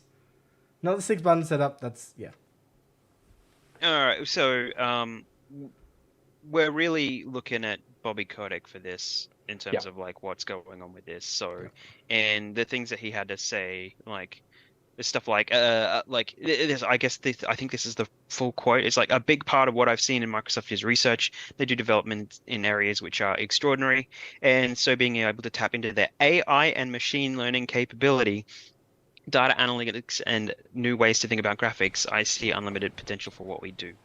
I'm saying now we've had a resurgence of so many 90s stuff in the last 2 years. In the next 5 to 10, it's got to be Guitar Hero. I want to relive my early 2000s again. They tried it with Guitar Hero Live. And I want the Guitar Hero Live service because back on. No, I don't. Guitar Hero Live was awful though. Yeah, but to be fair, most of the vast majority of the Guitar Hero games are bad. Like the only realistically, the only good Guitar Hero game was 2, unfortunately, and all of those songs were covers, which sucked. Yeah, just give me Guitar Hero 2, but like make them the original masters. Yeah, sure. I just want to play Carry On Wayward Son. That's all I want. And Freebird, and what else is on that? Radiant Eyes, Jordan. Oh man, what else? 2 was such a good soundtrack. Even 3 was pretty good as well. 3 had an amazing soundtrack, but the game played like shit, unfortunately. Yeah. 3 was the game that I bought when I bought a 360. Yeah. So it was that and BioShock, I think. yeah. I would pretty even sweet. argue there was like a lot of parts of World Tour I enjoyed. 5 was terrible though. Yeah, World Tour I kind of put up with. In the DLC, but anyway. Yeah, so I guess apparently I saw some fucking headline where it was like they got was it James Corden? Yeah, he was like a keynote speaker or something like Or that, or was something. presenting the whole thing or Yes, something. something, and people were Yeah. just like, "Wow, that's a really David great way knows to." what this is. Yeah, Yeah, he's all over it. So yeah. I don't know. James- Yeah, I don't understand what James Corden's got to do with anything, to be honest. I'm very confused. well, the that's what relation- people were asking. It's like, why was he here, and why was he doing this stuff? I can remember. Why was he speaking? I can remember Tom Cruise and Guitar Hero. I've got no idea what he's on about James Corden. Oh my You remember the ad? Like him? Yeah. Anyway. No, I don't. You can't remember. Anyway, that's fun. God, yeah, I was. The ad I do remember is that fucking the DS one with the guy putting his. Oh my god, it's so bad. Man, gaming peripherals were forgotten. Yeah, I don't think Microsoft are going to bring Guitar Hero back, and if they do, it'll be in a very, very different If form, anybody brings Guitar Hero back, I would want them to do wired controllers because the market for Clone Hero, they wouldn't want to, but like no, there's no way. Yeah. All right, Anyway. well, I don't want to spend any more time on that because it might actually make it real. We manifest it too hard. Tell me about this controller, Cameron. Just 2 quick stories. Microsoft has announced that there is going to be a Gold Shadow Special Edition controller. I like the look of it, but I am not going to buy it because I already have like 9 or 10. Homage to the Xbox One's fan favorite Shadow designs, this controller sports a sophisticated gold to black metallic finish on top of the case. So that's very quick news story. And then the other one is that the Xbox Series S is getting a new starter bundle, which includes 3 months of Game Pass Ultimate, which makes complete sense. Like it is Leading into the holiday, yes. Yeah, it's a Game Pass machine. We'll have a Black Friday sale, I imagine, where where the console goes down to what is it? Is it $199 during the US during the sales? When it's on sales, usually it's $199. Yeah, which is like an absolute steal if you're trying to get into the. Basically, yeah, like that's the kind of price where I might consider just picking one up to have one. Like if you're traveling, it's really handy to have. Cameron, I don't leave the house. Yeah, I know. I'm just saying, like in my past where I did travel, a big if. Yeah. There's no point then. No, just get a Rogue Ally. It's fine. Oh yeah, exactly. Just drop it on my fucking face when I'm trying to play it. So that's the news. Lots of stuff in there. Let's get into the Game Pass updates. Cameron, what do we got to look forward to? So we had Forza Motorsport drop on October 10th. We had From Space drop October 12th. Like a Dragon Ishin drops on October 17th before the Man Who Erased His Name comes out next month. Oh, okay, yeah. Yep. City Skylines 2 is in this list, but it has been delayed to January. It has been. Yep. Yeah, cool. Yeah, okay. This was a trick one. He's testing my knowledge. Mm-hmm. Cool. Minute Echo's Night Market comes out on October 26th. I've heard mostly good things except for the Switch port. Frog Detective also makes its way onto console on October 26th as well, which, as a few of you might know, is a very quick and easy PC completion. Contains the first three. The only games. 3. Yeah, the other 3 games.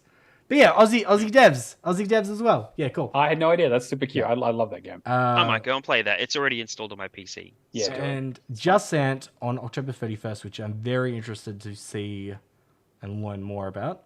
Don't Nod have been putting out a lot of stuff this year. Yeah, I need to look into Don't Nod.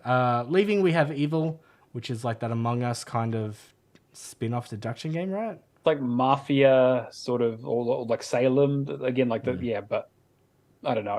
It looked. It hasn't tickled my fancy enough to. Yeah, that kind of shit, to be honest. But it was like social deduction. The Legend of Tianding. Tianding. Okay, which Matt will talk about later. Same with Trek to Yomi. Turnip Boy commits tax evasion, which if you haven't done already, I would highly recommend. If you're listening to the podcast now, if you're listening to it on Tuesday, you're out of luck. Shedset.io, which I have done, which is amazing. If you're into the kind of Zachtronics puzzle games. And Overwhelm, which is on Windows, and honestly, I started up the other day to just control like shit. It plays like shit, but it's very quick. It has an assist mode, and I just was immediately turned off, in all honesty. It's super simple. You can bust through it in like 3 hours. You just want to do it all in one sitting if you can. I want to have a fun time, not a Anyway. Once you get into it, it's not too bad. All right, should we talk about what we've been playing? Yes, I will quickly start with just some of the stuff that's not super interesting. Forza Horizon 5 put out their new DLC for Day of the Dead. Yep. I was going to try do it in Spanish, but I don't. My pronunciation will be bad. So I did the Forza Horizon 5 stuff. So now I'm back to only having the Eliminator left to do. Cool. Got the last achievement in Starfield.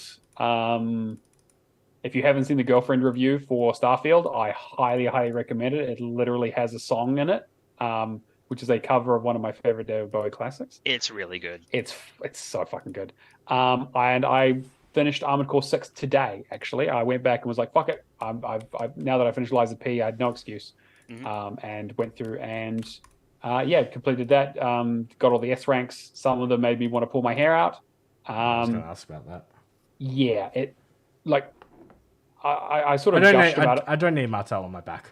No, you should. They're not that bad actually, but again, there's 59 missions in the game, so there's a lot of you have to replay a lot of that game a lot. The missions are quite short, but that is the only real downside of that game is that there's a lot of repetition. Where it's it's a game that is basically built for you to be try new builds, try new weapons. You unlock this, let's try put this thing together and see how it performs in this level, see what your rank is. Yep. Which is not really my kind of game, but to be fair, this is overall though, just the overall package of just the interesting story and the mech stuff and the fights and the spectacle. I posted a picture of someone did an artistic render of one of the boss fights. It looks fucking incredible, and I'm using it as the background of my computer, my wallpaper now. It's so fucking cool.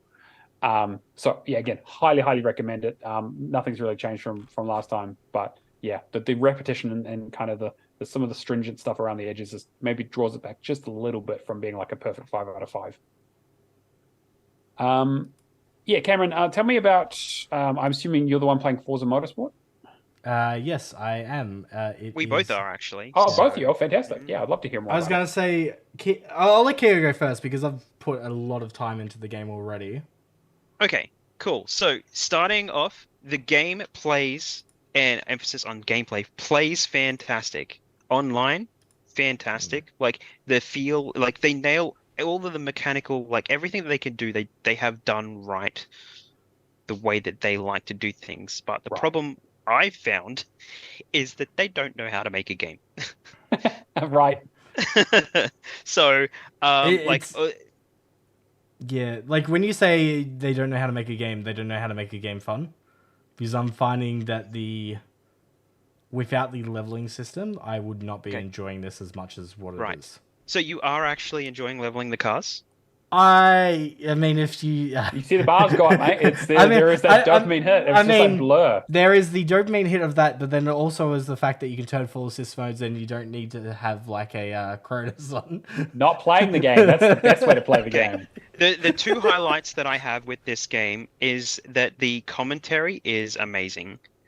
The simple the race starts in 5 minutes, race starts in 30 seconds, all that kind of stuff when you're online. Because I've done most of the online achievements now, except for a couple, which I can talk about a little bit. But the other thing that's really good is that they have a system when you play the tracks where it's like a checkpoint system that's around the track. And basically, this is in a lot of games of sorts where you can kind of you get to certain points in a track and it tells you what your time is, how it's either green if you've done better or red if you're slower, but they in real time produce the whether or not you're going faster or slower at any point within that zone. And there's a point A to point B kind of certain zones, the hot zones where it's that, and that just impressed me. That was so good because so many times you don't know where you can improve on a track, and you're trying to get faster in a zone, you don't know where you are in that zone to improve. It's can I get faster around the corner or can I get faster on the straight? And you're just seeing in real time this up and down, green and red, if you're on the line of good and bad, if you're right there with your speed at that point. And if it's too red and if it's too green, you know you're not hitting what you've been, and it's really, really good. So that's they're the big highlights mechanically. I'm trying to think of all the things I want to mention. Accessibility is a major thing. They were not kidding when they I mean, the game races itself. Like it's Yeah. going through that accessibility menu. There's so many different options. You for can different literally people. turn all the assists on, go into online in a race, and then press pause, and it'll just race Yeah. by itself. I So will say to anybody that is considering starting it too, there are a few very tedious achievements like getting all your cars up to level 50. I've honestly been working on a lot of PC stuff in the background this week where I have left it running. I've left it running through OBS and just had any track setup running in circles like for 3.5 hours, and that we usually get one car completion. Jesus. I mean, I want it, like, I just want that 20 to 30 hour experience of motorsport. Yeah, for sure. I don't want the tedious stuff. Yeah. Yeah, I'm with you. Yeah, It's the same way I felt about Starfield. to be so honest. if you're racing properly, you'll go up 2, 3 levels in like it's another thing where the leveling system happens in real time on the tracks. Right. So if you're It's- overtaking somebody, and if you're overtaking somebody multiple times, Yeah. if you're taking corners well, you're always like going up, and you'll go up 2 or 3 times in a The race. problem is though, it's still like 100 to 120 hour completion. Well, these are the current estimates for it. Yep. But even then, Forza Horizon will capture my attention because you have the roads, you have the miscellaneous achievements that do have like interesting takes on them. When it comes to motorsport, it's essentially just like the leveling is the most important thing of it, and it wears thin quite quickly, in my opinion. Like, okay, obviously I haven't played yeah. this, right? But I did play Horizon last night, and I put 3 hours into the new DLC and got back to grips with it, and obviously had to shake off the rust a little bit. Yeah. I mean, the thing is, to me, what you're describing is racing games. Whether you're driving in a circle or you're driving along a road with some trees on it, like at the end of the day, you're driving from point A, right? Like there's there's arcade and simulation. Sure, I get that the cars will control slightly differently, and there are definitely some stuff around the seriousness of the racing and kind of the style. But at the end of the day, where's the difference? I'm not saying there isn't a difference. I'm just saying all right, I'll go first with this one. I would say the arcade part of racing scratches my brain because and typically when you look at the Forza Horizon series, there's much more creative achievement lists. You have miscellaneous stuff. You have you're off track. Yeah, you can drive different. You can drive through different environments. Like motorsport, essentially, the racetracks are the same thing. It's just it is the previous version updated with cool features and all that. Like it is the same kind of way that a sports title gets updated with some new stuff. And you know, there's some like years that stuff really gets well. the tires are really round this year. Yeah, I mean, like motorsport looks gorgeous. I will give it that. But then I find my enjoyment comes from the arcade side of racing. It's the going off track. The online matches are like, you know, big jumps kind of stuff. Whereas in this is very simulation based, tweaking certain things to get the optimized kind of thing. When I'm the kind of racer that just wants to have fun with it. Cool. Like Forza Motorsport is still technically an arcade simulation game. Sure. It's probably because it's very accessible. You can play it as realistic as you like, or you can play it, you know, you can just jump in and play the game however you want. I never, ever, ever, outside of the achievements, touched the tuning in any other game, in any other Forza Motorsport game. Yep. In this one, you can go into tuning and it simulates everything for you in real time. But not in real time, just kind of like it does like a quick like tally up of where your new build is, and then it'll tell you if it's got better stats or worse stats in a specific area. Like if you're trying to improve your grip with your tires, so if you need softer tires, it'll be a little bit more sticky on the ground. If you want harder tires, then you'll probably skid further if you try to brake and stuff like that. You can go out and go and improve it, and it tells you where those numbers sit. and actually gives you a reason to go in and tinker and be happy. And that is now accessible. So this is there's a couple of things like that that have probably been taken from iRacing. Which including pitting, like I hate pitting in games. I just absolutely hate it. This one, I don't care. I've mostly played. I've done a couple of races in the single player, but everything else I've done online. I've done like over 100 laps online. I popped the achievement for the 100 laps last night. And you get to, depending on your tire, you can change the tire type when you pit and stuff like that. It brings up the little hot menus and things like that. So it's edging more on the simulation range now. And like I kind of like the simulation stuff. Like I play the rally games and I play like properly, like in cockpit view, and like I say it like every week because I talk about the rally games a lot.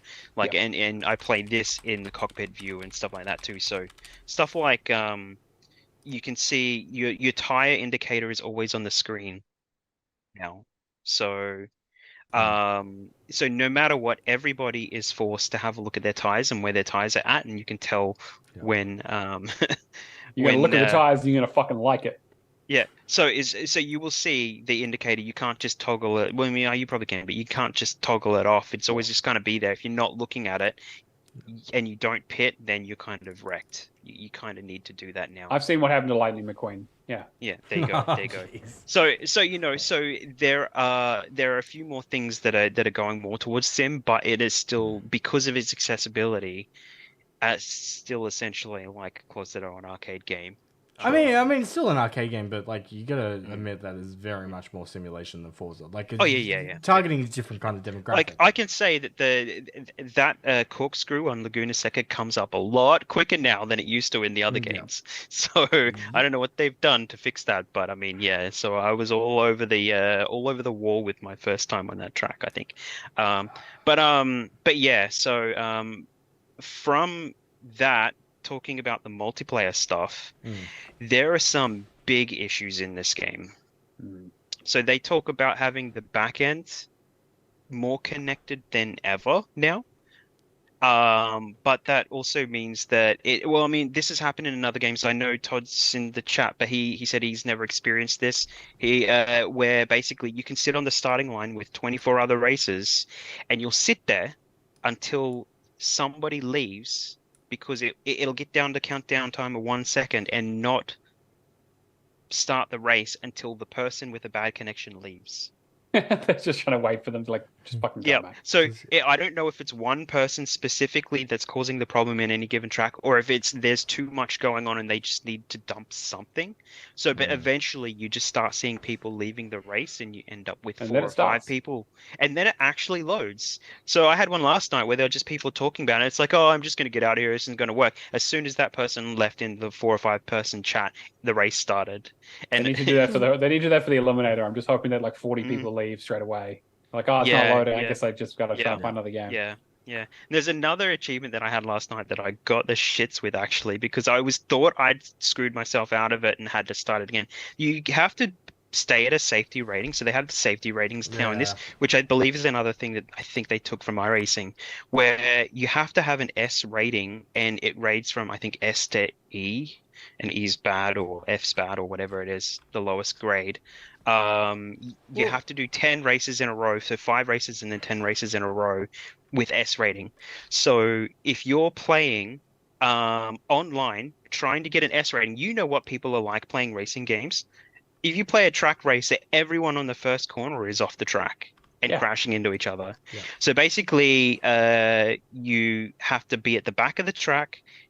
You have to stay at the back of the race and then do the lap behind everybody for every track, for 5-10 tracks, so that you don't crash into anybody or you lose your S rating.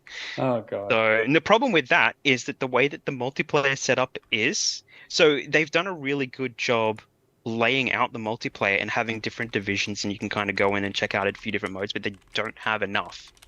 They don't have enough race types, because you go into the multiplayer menu and it'll sit there and it'll say race starting in 20 minutes. Jesus. Practice finishes in 20 minutes, and then it's 5 minutes until race starts. Yep. And then it's another countdown minute timer, and then you get to 1 second, and then you have to wait because nobody's leaving the match. That sounds like torture.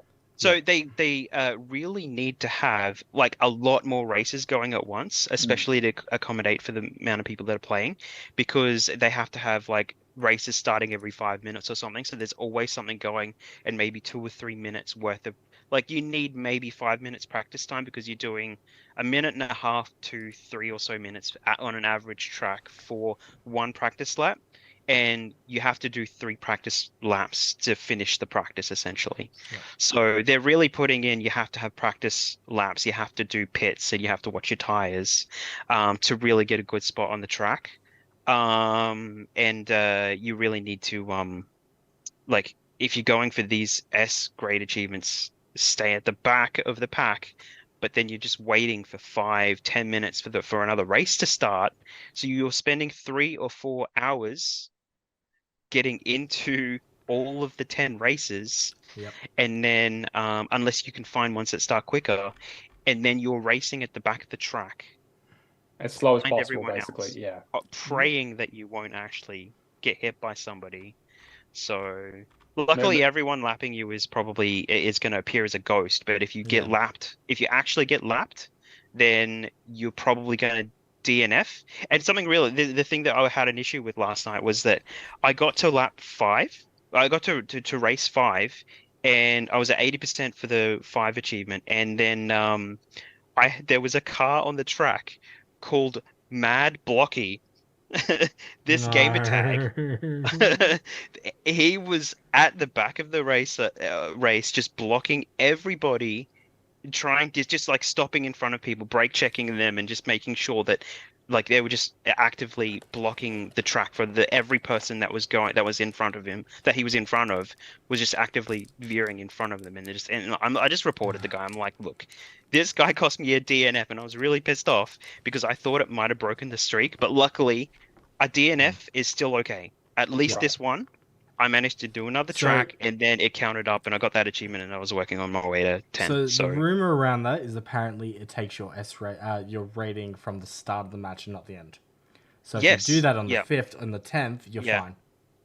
Yeah, well, actually, that's a good point, but I had 80% going into this track, and I DNF, and then because I did not finish, it didn't actually count that one. I didn't hit that you didn't place where I started. Okay. I didn't get the achievement. I was still at 80%, and I'm like, right, I've lost my streak. This is a problem. So it might still do it if you actively finish the race. You have to finish the races to get the achievement, I think. But if you do not finish, at least for the one race, it didn't seem like it broke the streak, which is good to know. But like, it's hard to verify, really. But that did happen. So everything you said about this game is just making me go, Jesus Christ! People like what? Like that's insane. I mean, like, it's good. Like I've only got like 18 achievements to do, and the multiplayer is pretty much the worst of it. How's the campaign? Have you done a lot of that then? I haven't really. Okay, cool. I've done like one bit of the campaign. Yeah, I did the intro stuff, miscellaneous stuff, and then people are saying it's short, and like it's very short compared to the others. People in the previews, when they were at the preview events, they were saying, oh, here's the Builder Cup. This is all we have access to. When it gets released, we'll have a look and see what the rest of the content's like. The only thing we have is the Builders Cup. Right. Because Forza Motorsport is a platform, this is the only one we're getting this generation. And it's just like, guys, this is a bad idea. I mean, you've made a fully functional, complete game with no content to make it sustainable. They're going to sell you the content. That's always been the Forza way, right? Well, kind of. They tried microtransactions in Forza Motorsport 7 and had to roll that back. True. And see, the thing I've said this before as well. The Forza Motorsport 7 thing seemed like they built everything like they did in this game, where they built it all to be self-sustaining, where every rivals would rotate themselves in and out every week, events would rotate in and out, and you can see all of those bones in here. The problem is that if they want to build something that monetarily is sustainable, that they don't have to think about. I mean, Forza Motorsport 7, there wasn't a patch for a very long time until everyone kicked up a stink about the monetization, and they had to roll out a huge patch that got rid of that. They had to take the monetization, basically, like a huge chunk of it out of the game. Yeah. And it's just like they're trying that, if they're trying that again, and they're trying to make it sustainable. But I mean, basically, I mean, if they build the game to a state where they don't have to do anything with it, they can move on to the next thing, right? Yeah. Theoretically, yeah. Yeah. So if they're going to keep adding content, then well, so let's just see if they keep adding content or if they don't. But there should be a lot more cups. There should be. I imagine they'll start adding content. I think that this will. Yeah, hopefully this corrects the mistakes that they made with Forza Motorsport 7. Yeah. I've been playing 6 lately, and it is really great and a full package. Over 5, over 7, they were both pretty standard. And I've got completions in 5 and 7. I was working on Motorsport 6 before this come out, which I haven't completed yet. But the sound in this is phenomenal, by the way. Wear headphones with this. Every single raindrop, every single skid, everything. Like, there are so many good things about this game that you should just not play it. You should just not play it if you are into racing games at all, because there are so many good things about racing in this game. But yeah, so I'm a bit worried about the rest of it, though, because they've got too many broken systems. Or dodgy systems. I mean, it's a platform though; it'll get fixed over time. It's not a red. Yeah, I'm very curious to see, like, in a This year's one's time, gonna when hold we talk about this in a year's time, like where Yeah. it's at in terms of like content, in terms of support, in terms of like overall feel. Yeah, this one will hold up, definitely. Yep. Yeah, but like every other Microsoft Studios thing, all of the old Forza games are legacy now. All the Gears of War games, everything before the current one is legacy. Yeah. It's like they're not focused on anything from the past now. All the Forzas, they're delisted, so yeah. Yep. Bring back the auction house. I just need that one achievement. Oh man, there's so many achievements that want to be brought back. Give me my access to Forza Horizon 2 and 360. Yeah, exactly. That's what I'm saying. Yeah. Just get it going, dude. I love this game though, Forza's. It's great. Hopefully it gets so much better. So. All right, want me to clear some quickies? Yeah, do some quick ones. All right, Career Motor Fest. I came back after my thing and I had 2 achievements left. One of them was for leveling up to 15. So when you get to the start of a new month, so there's 3 categories that you can get to level 4, and then any additional XP from like doing grand races and all that get added after.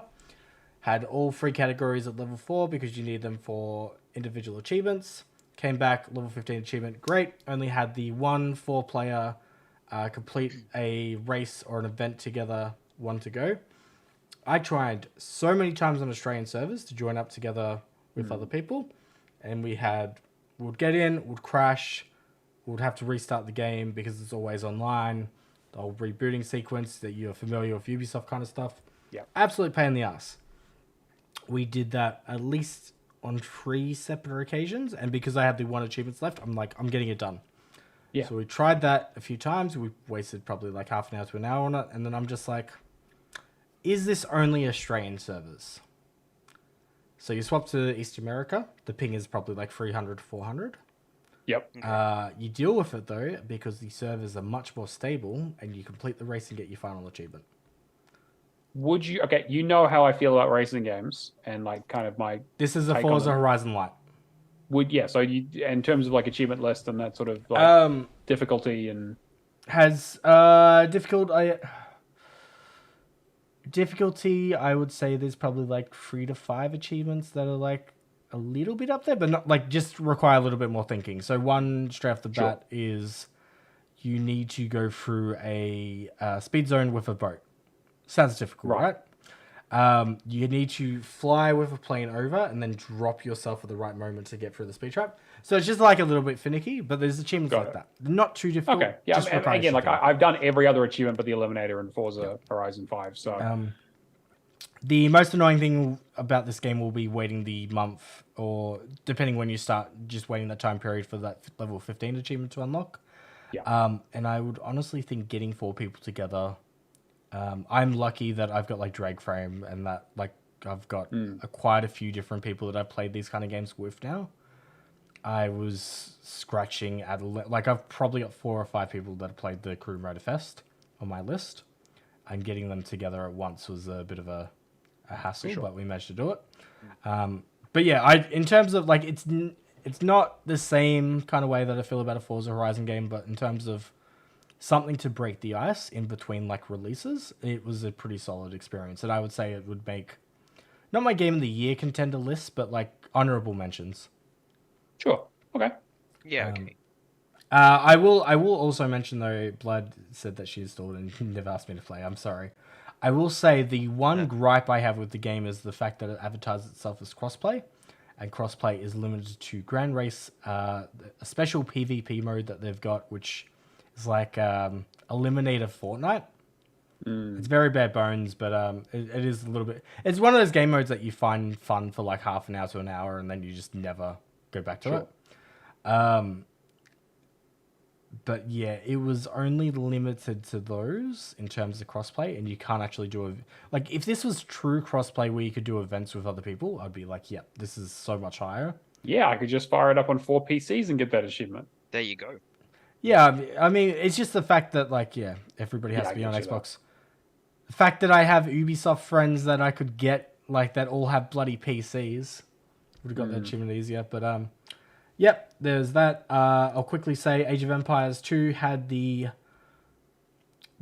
one's like a tutorial scenario, or tutorial campaign for the Return of Rome DLC, and then there's one that's just like a quick, easy one.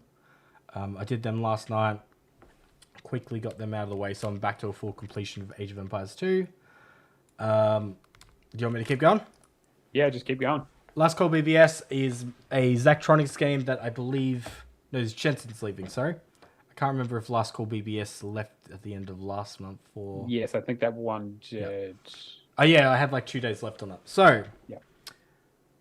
Zachtronics game, which are notorious for their like logic, puzzle solving kind of games. Last Call BBS is interesting in the fact that there's 8 different titles, consisting of like a unique take on solitaire.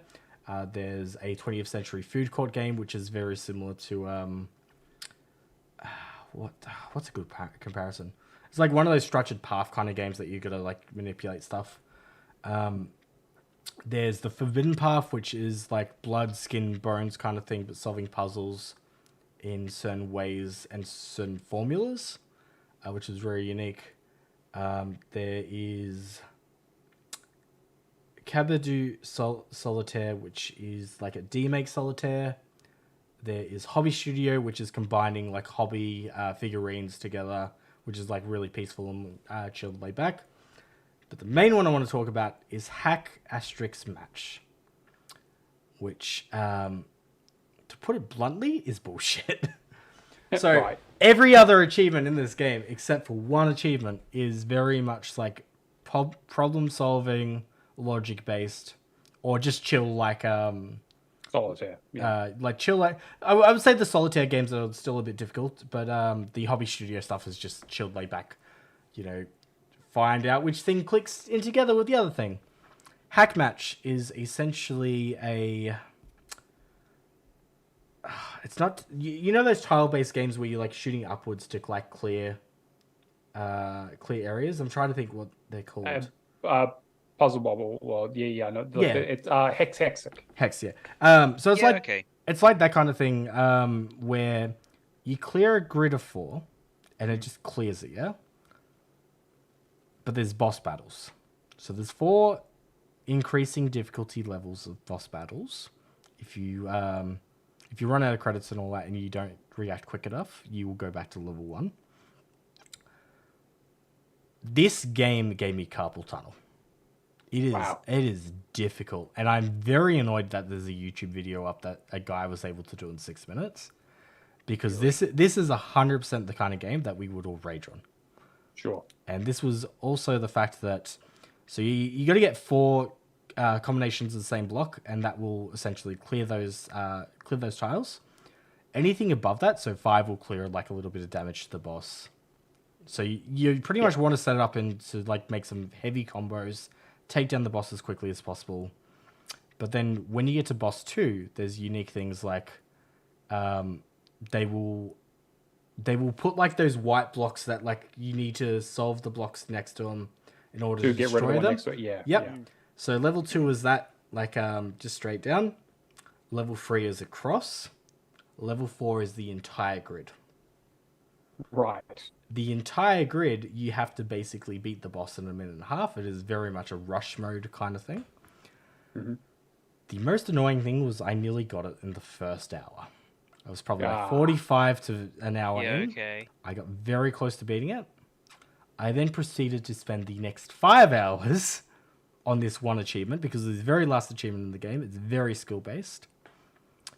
To which I finally managed to get it like 12 o'clock and then go to bed, which was a few days before we were going to go to Melbourne and do all this stuff with Matt as well.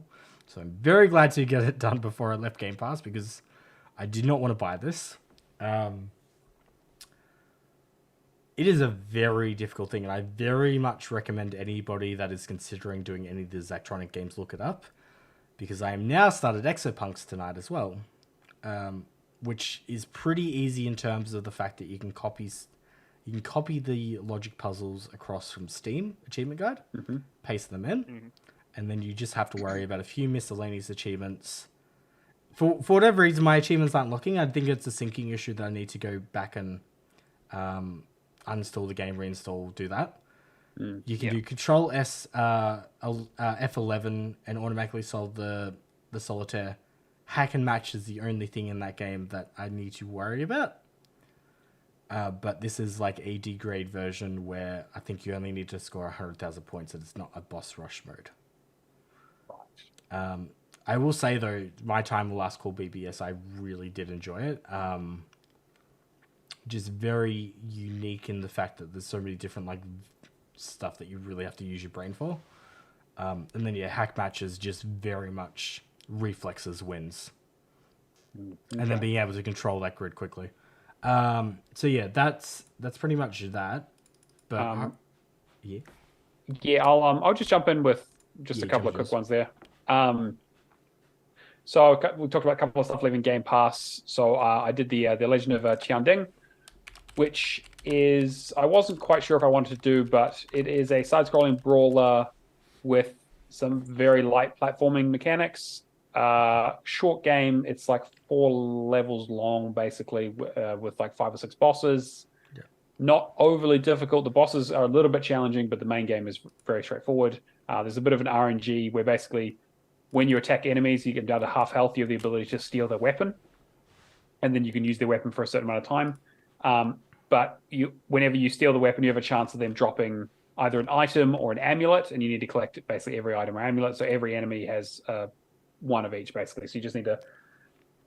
There's like 300 collectibles in this game. There's a lot. It's kind of ridiculous. Sorry, maybe not 300, but there's like 200. There's like 200 of them. There's a lot. Listed or... Yeah, so there's a list. You basically, they're numbered, so you can kind of go back and find them. But it's a little bit of a... There's quite a bit of RNG. There's a little bit of a grind. I really like the style. It's all done in like a sort of comic book style. It's set like in the early 1900s, during the Japanese occupation of Taipei. And you basically play a sort of Robin Hood style character, running away from the police, who uncovers like a big kind of plot by the Japanese to essentially rob the Tonys of all their of like a bunch of their cultural artifacts. You basically like Indiana Jones that shit. It's a really cool game. It kind of plays a lot like Guacamelee in terms of like its combat system and dodging. I was surprised. Like D-pad combination kind of stuff. Yeah, kind of thing where it's like you have like a sideways B, a regular B, an up B, down B kind of thing that does like a slam or an uppercut or whatever, and then kind of a relatively like it's not quite as deep. And like I said, it's relatively straightforward. The bosses are a little bit challenging, but yeah, like I liked it. It wasn't amazing by any means, but I was a little bit unsure about playing it because some of the achievements looked there's an achievement for playing on the hardest difficulty. There's 2 difficulties. The hard difficulty is not difficult at all, except for some of the bosses, and even then, like it'll take you a couple of tries. If this was something that you had started earlier before it wasn't leaving Game Pass, would you recommend it, or would you say? Yeah, I would say so. I would, yeah, Okay. like definitely. I would say like it only took me like 7 hours, so Yeah. it's like not a very long game. Unfortunately, yeah, like it's leaving Game Pass, and I haven't had a chance to talk about it earlier. It very much like I was talking about Weird West the other week, where it was just something I've sort of started last minute. Weird West, I also wouldn't super recommend. Weird West has got too many missables to feel. Yeah, like you definitely need to go for it. Yeah. This is very straightforward. Like there's a couple of missable achievements, but they're quite easy to flag. You just have to keep an eye out for them. Yeah, so like I actually like surprisingly enjoyed it. It's not going to blow my mind. It's not being on my game of the year list, but I'm glad I got into it, especially considering how short it was. And then the other thing leaving Game Pass I played was Trek to Yomi, which is one that I hadn't planned on playing at all. Again, for similar reasons, that had quite a high TA. It looked quite challenging. I wanted to play this. I don't get a Same. chance. It is. I love the style. The style is so cool. Like I love the Kurosawa. It's so true to the form in terms of like the black and white styling, the artistic way that it's shot, in terms of like fixed camera angles, like the dialogue and the story and the hero's journey stuff, and like because the whole thing is basically like the first 3 chapters are you are a samurai. You start as a samurai in training, defending your village. So a warlord attacks your village, kills your master, and then you grow up, and then he returns. You kill him, and he returns from the dead. He returns from the dead more powerful, and now with wanting revenge years later. So you basically go out and you fight him, and you basically die. And then you spend the next 3 chapters, it's like 7 chapters, the next 3 chapters basically going into the underworld and experiencing kind of into the Trek to Yomi itself, and kind of experiencing it's very like metaphorical. The visuals are incredible because like the living world stuff is all very beautiful and interesting, like woods and like Japanese villages and like fortifications. And the underworld looks incredible. It's all very like trippy and interesting and like monstrous and like scary. It's beautiful. Playing the game fucking sucks. It's It's the kind of thing that like when I noticed that when I originally played it, where it would feel much better as a movie. Look. Yeah. If you don't care about achievements, put this game on easy and just breeze through it and have a cool time. Because like there's like playing on Ronin mode, which is the hardest difficulty. You will spend 90% of your time standing there, waiting for an attack, blocking, and then doing a counterattack, and then waiting, blocking, doing a counterattack. Because there is no reason to ever attack first in that game, because you will get punished for it immediately. There are too many ways for the enemies to fuck with you. Like the attacking is really inconsistent. The timing is really bad on the dodges and the blocks. It doesn't really match up well. McNulty points out that it's really said that. Yeah, it's so unfortunate. All the Steam reviews are like stunning aesthetics with bad, boring combat system. Like 7 out of 10. And like it's very much like they add couple of new enemy types as you kind of go through, obviously, and some of them are kind of interesting. The Ronin mode playthrough on hard was a real slog, especially the boss fights. The boss fights are very, very bad. Afterwards, you basically need to play through a one-hit kill mode, like you die in 1 hit and they die in 1 hit. That was actually a lot more enjoyable because it was more like, okay, I'm going to block and then I'm going to attack and the guy dies and it's done. And just keep moving on. And it's more about boss fights? No, so boss fights are like they have less health, but they still will kill you in 1 hit. So I definitely had a few that I was like, fuck. But there's also an achievement for killing each boss without getting hit, so you need to do that anyway. And then like there was like a cleanup one, was like get through a level without dying or using a save point. And like so I just started on easy, and on easy I had a great time because you barely take any damage, you kill most things in 1 to 2 hits, and you just go around like you're a fucking just avenging samurai killing the shit out of things. And I was like, if the whole game was just like easy was the only mode and you were just a badass samurai the whole time, I would be all about this game. But unfortunately, it's just there's so much pulling it back. Like actually playing the fucking game sucks, which is so unfortunate.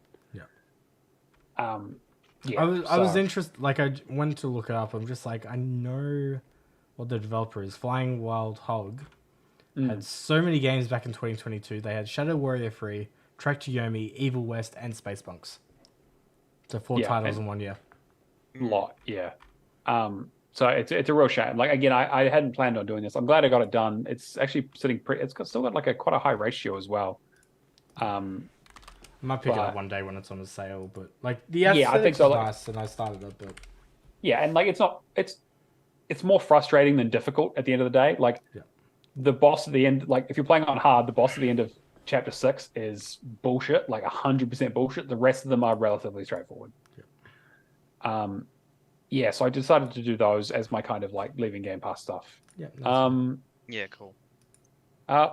Who's playing Party Animals? I started Party Animals with Adrian this week. Not me. Because you Oh, can, boy.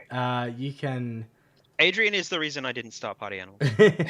Yeah, so like I fell for that trap when I fucking played the Jelly Bean game. eight consoles, 8 controllers. They've him and Ranger are doing 3 consoles each. I'm doing the 2. It has honestly been a very like even the fact that we're just boosting, it's just been fun.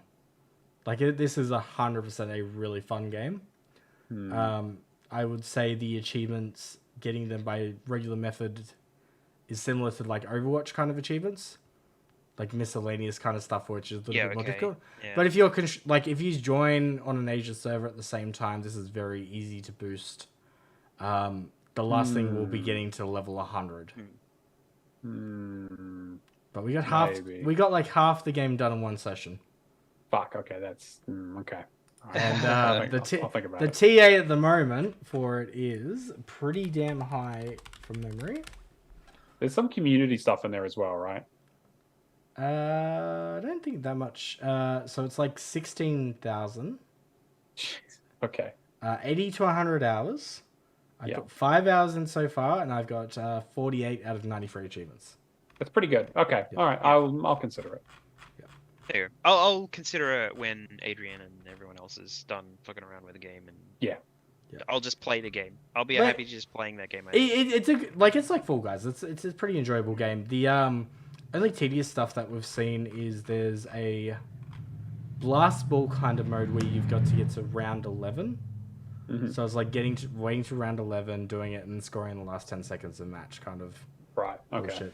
And then if you accidentally let one of your controllers drop out, then somebody will jump in, and it's AI. So, Oh, kind okay. of. Yeah.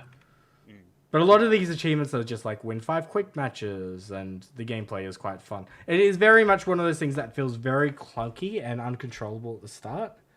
But the second achievement I got in the game was basically complete the tutorial in less than 2 minutes, something like that.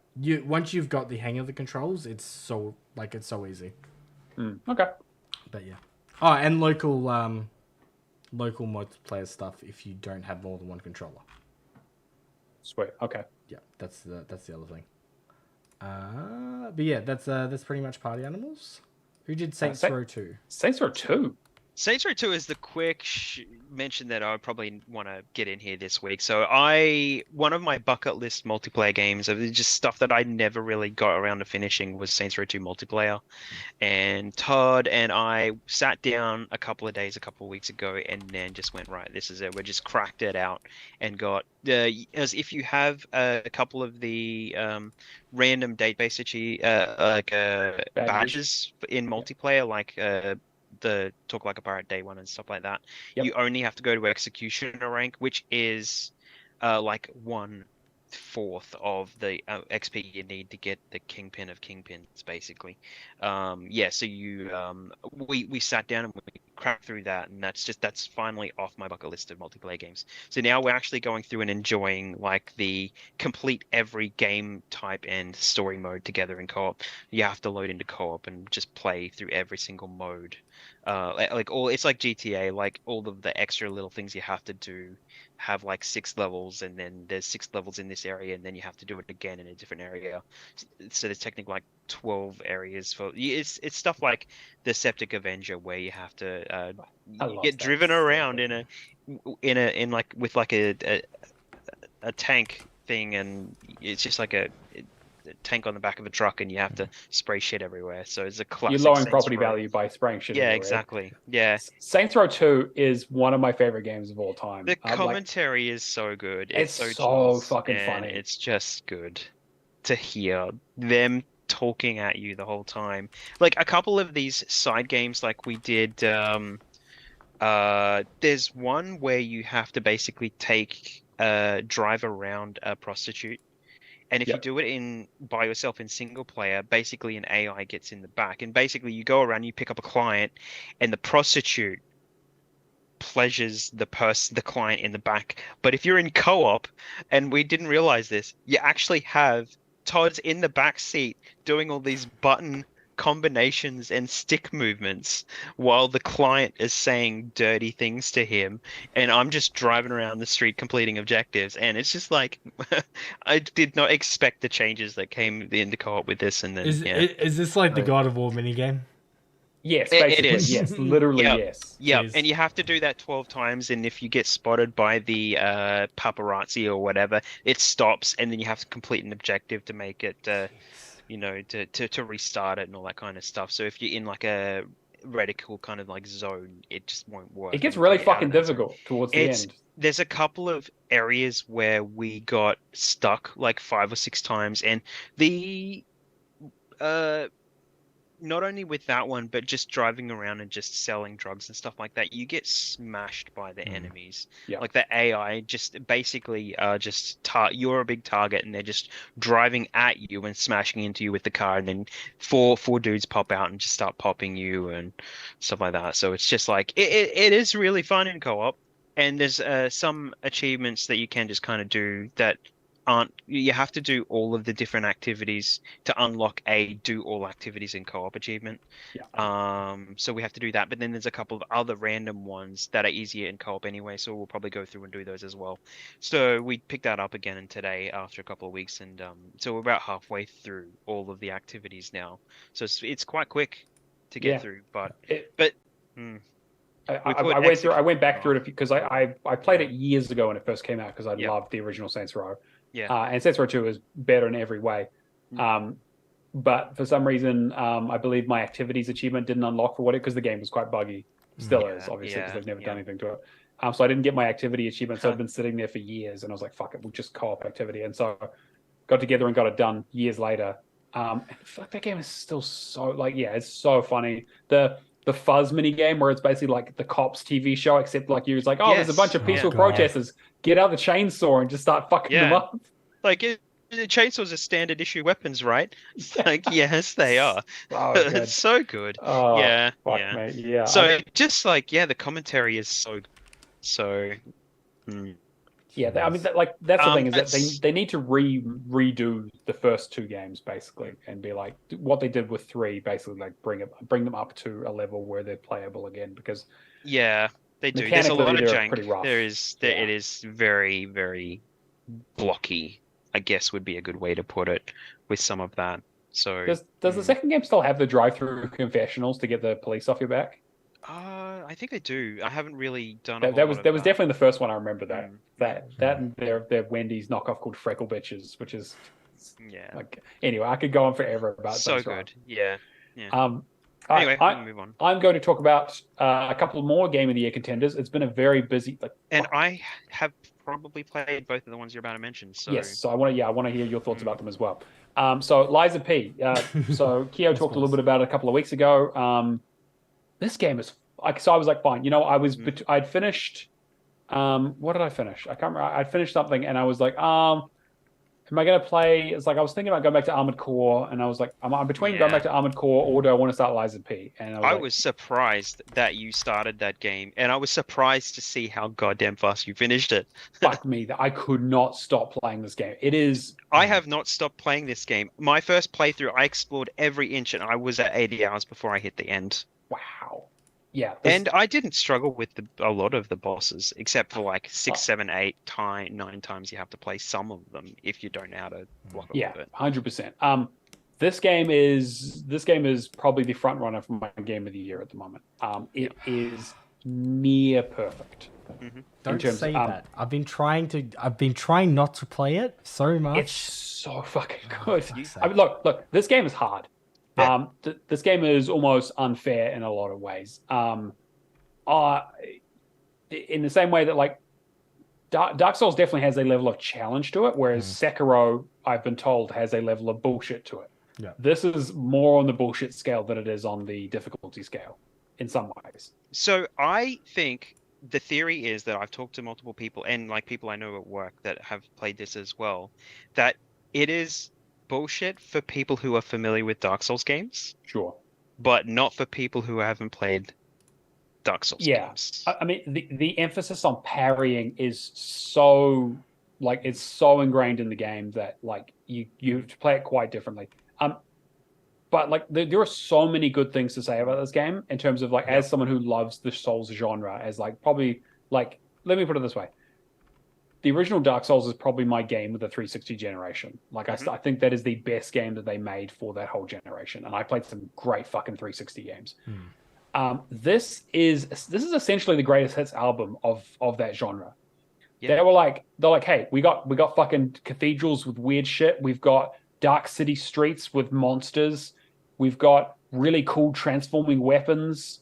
We've got lore up the wazoo. Yeah, exactly. And it's like yeah, we have like this dark mystery stuff. We have a lot of like weird eclectic kind of like strange like this like it has it's like I was like, oh, that's Dark Souls 1. That's Dark Souls, that's Bloodborne. Like it has all of it. And they nail it. And I loved Elden Ring last year, but this is a much more focused like Elden Ring is great for its like just like this scale of it and the ridiculousness and like how big that world is and interesting and just explorable is. This is a super well refined, tight experience that basically hits its notes perfectly in terms of like pacing and timing and like the length of the levels. And again, one of my favorite things in video games is the classic, you get to an area, you open up a shortcut so you can get back to that area nice and easy. And this game like is like, okay, it knows exactly where to put those. The enemy density is just 100%. About right. Some of the boss fights are a little bit this like the bullshit kind of comes in some of the later boss fights, especially. Like the last does. They start pulling the classic tricks that you've seen in some of the more modern Dark Souls. Haven't the only things that are really addressed in the patches is making the bosses a little bit easier? Some of them, most. And I saw that and I'm like, why did they do that?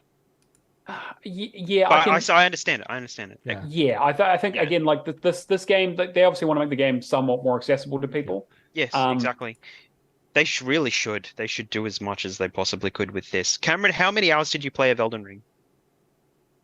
How many times 10, did you maybe? turn it on? I watched your streams. How many times did you turn the game on and then play for a little bit and then stop playing? Yeah, I immediately jumped off. You're going to finish this game if you start playing. 100%. I was thinking just before, like how many. Think about like how many Souls-like games that we've had lately. Like Elden Ring.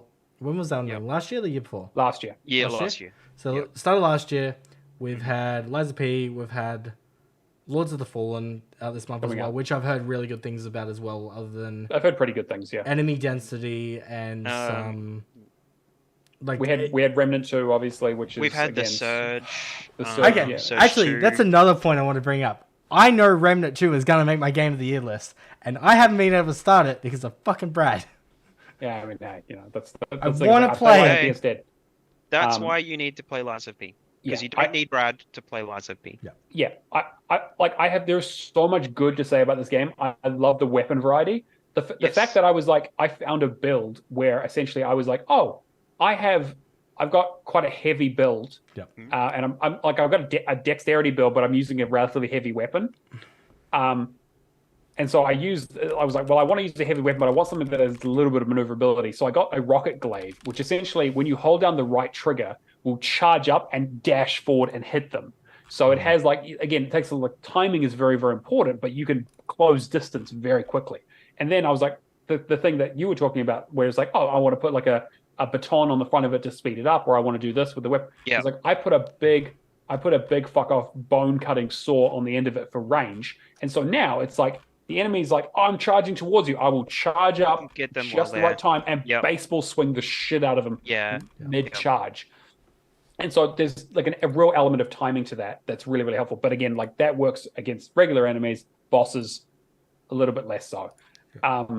My main issues with this game are the end game bosses are bullshit. Like I don't have any other, like the last 3 bosses in particular I still think are overly difficult. in a way that is not super fun. I would agree with that. My main place with boss fights specifically, was when there are things in the environments like trash bags and stuff. I said this last week, where you'd get stuck either you'd get pushed into a wall and the camera would just go funky. Yeah. Or you'd get stuck on something that's in the environment in the middle of the arena and you can't get out of it, and the camera goes funky. So and there's a little bit of like some of the attacks where it's like if it's like a big wind-up attack or like a launch attack, some of the like if you can parry anything as long as your timing's good. Yeah. But only if you're facing them exactly. So if they do a launch attack and they jump over you or to slightly to the side and you parry, you're going to get hit. So it's like there's like little technical stuff where I'm like just a little bit of tightening. Like I haven't finished any Dark Souls games. I played Demon Souls, I played Dark Souls. I never finished them. This game, I went and finished. And it's just like I was able to go in this game, I guess, with a different kind of frame of mind. And I've come out of games like Stranger Paradise and Wolong. And I know you just played Waynebeck and did Wolong and stuff like that. So like I guess the best way to put this kind of the parry system is that if you're ever good at fighting games, this is because the one of the key things with fighting games is that why, like, you look at why Tekken, from I think Tekken 3 onwards, every time you connected with somebody else, there was a spark. Yeah. And that is a hit indicator that, like, for timing, where you know exactly where you're hitting and you know how to get that timing right and you know everything. Like, even when I was pushed into walls, because I knew the enemy, as soon as I knew they did one move, I knew if they were doing a follow-up move, in the exact timing, I was able to block without seeing this. For sure. Yeah. It wasn't that difficult. There's a level of flow know state the that timing, you get into. You have once you know exactly what these enemies are doing, you have the potential to block everything that they throw at you, even if you can't see what you're doing. So yeah, I totally agree. Yeah. And I think that my first playthrough, I was like, this is a 5 out of 5 game. This is New Game Plus, unfortunately, is not super greatly balanced.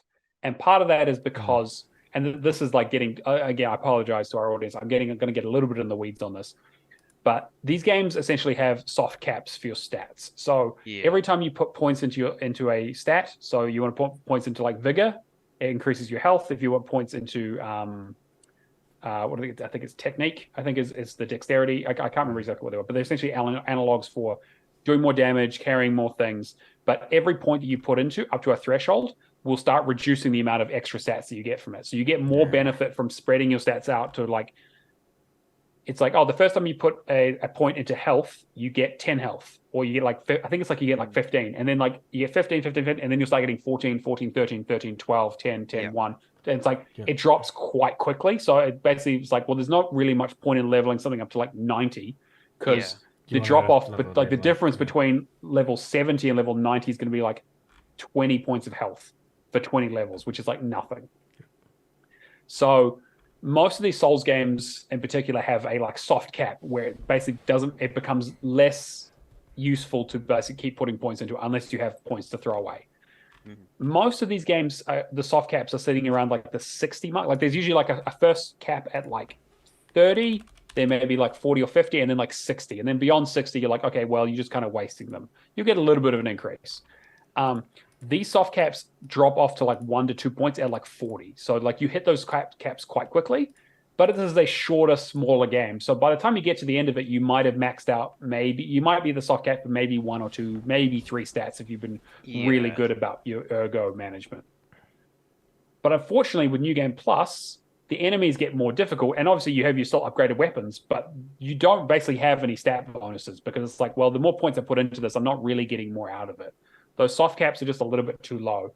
And you don't really notice when you go back to like the first half of the game, because it's like, well, I still have my super strong weapons and I'm much stronger than I was when I was fighting this boss last time. But when you get to the last 3 bosses, it's like, well, yeah, my stats are about where they were the last time I did this, but now this boss has twice as much health and will kill me in 2 hits. and unfortunately, like their damage and health outpaces what you can catch up to them with. Yeah. And so the boss fights become like the skills are the same in a lot of ways, but they become a lot more sloggy, a lot more time intensive, and there are a lot more opportunities to fuck up in a way that I was like really like the third to last boss I was kind of okay with, but the second to last boss and the final boss I really, really struggled with. Because even if you get the timing right, you do so little damage to them that you need to be hitting that timing perfectly like 20, 30, 40 times to be really doing some damage to them. And it's like I'm hoping maybe they patch that a little bit, or they, I don't know what you could do for that. Yeah, you really have to find a sweet spot in terms of like where to go with New Game Plus and whatever. Yeah, and so that's kind of the only thing that kind of pulled me out of it just a little bit, where I was like, okay, like it's they obviously the main focus should be on the main playthrough, and New Game Plus should be for crazy people. But yeah, again, like I've done New Game Pluses for a lot of the Souls games because they require them to do different boss fights or to collect different weapons and all that kind of stuff, or make alternate choices. So it's not unusual for this to be a thing, but I just feel like the way they handle it is not. It has some rough edges, unfortunately. So I'm on my second playthrough now, and I'm just up to the point where you started to have those complications, like you're saying. So it's like the bosses are just starting to become tanky. And I like the 80 hours that I spent just having an amazing time, just finding every single weapon in that first playthrough. Just organically, I didn't use guides or anything for this. Wow, so I went through and just played organically completely. So that's why it took so long. And then this second playthrough, I burned through it in a matter of like 3 hours or so. You smashed and it, I'm up to the point where I was again, and it was so much quick, like hitting every single one of those first bosses the first time you play them, and then getting up to this point where I'm yet to see if I'm really going to have any struggling with my. Whereabouts are you, like chapter wise? The end of 6, I think. Okay, so about halfway. So yeah. I really started struggling like chapter. There's a boss that gets shown off a lot in the media and the reviews and stuff that I'm up to. That is one of the first ones that the second boss that has a second phase. Yeah, that one. Yeah, okay. Yeah. So and but my build is not tanky. It's all fast and mobility and technique. So it's like I did that thing where I basically capped out 2 stats, and I'm looking at the other stats going, where do the stats cross over now? Because it's starting to not become worth it. So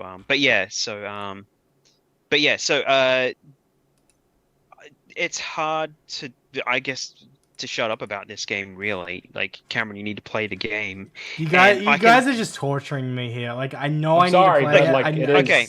Yeah. So if you saw what Matt and I saw after the credits, you can't say stuff like that. I got the legs that they have intentions for this going forward, and I don't know if it's DLC wise. They haven't announced the DLC. They have got planned DLC, but whatever they've got coming up, they've built on it, and it's very, very important. And it's not what you expect it to be. It's completely different, and you can see what they're actually going to do with it based on what. Yeah, I'm very curious to see. Yeah, like, and I can chat to you separately about this. I think that they've done a huge amount of work. Yeah. And this game has obviously been hugely successful for them, so I'm very interested to see. So when are we getting the paid placement for Liza P?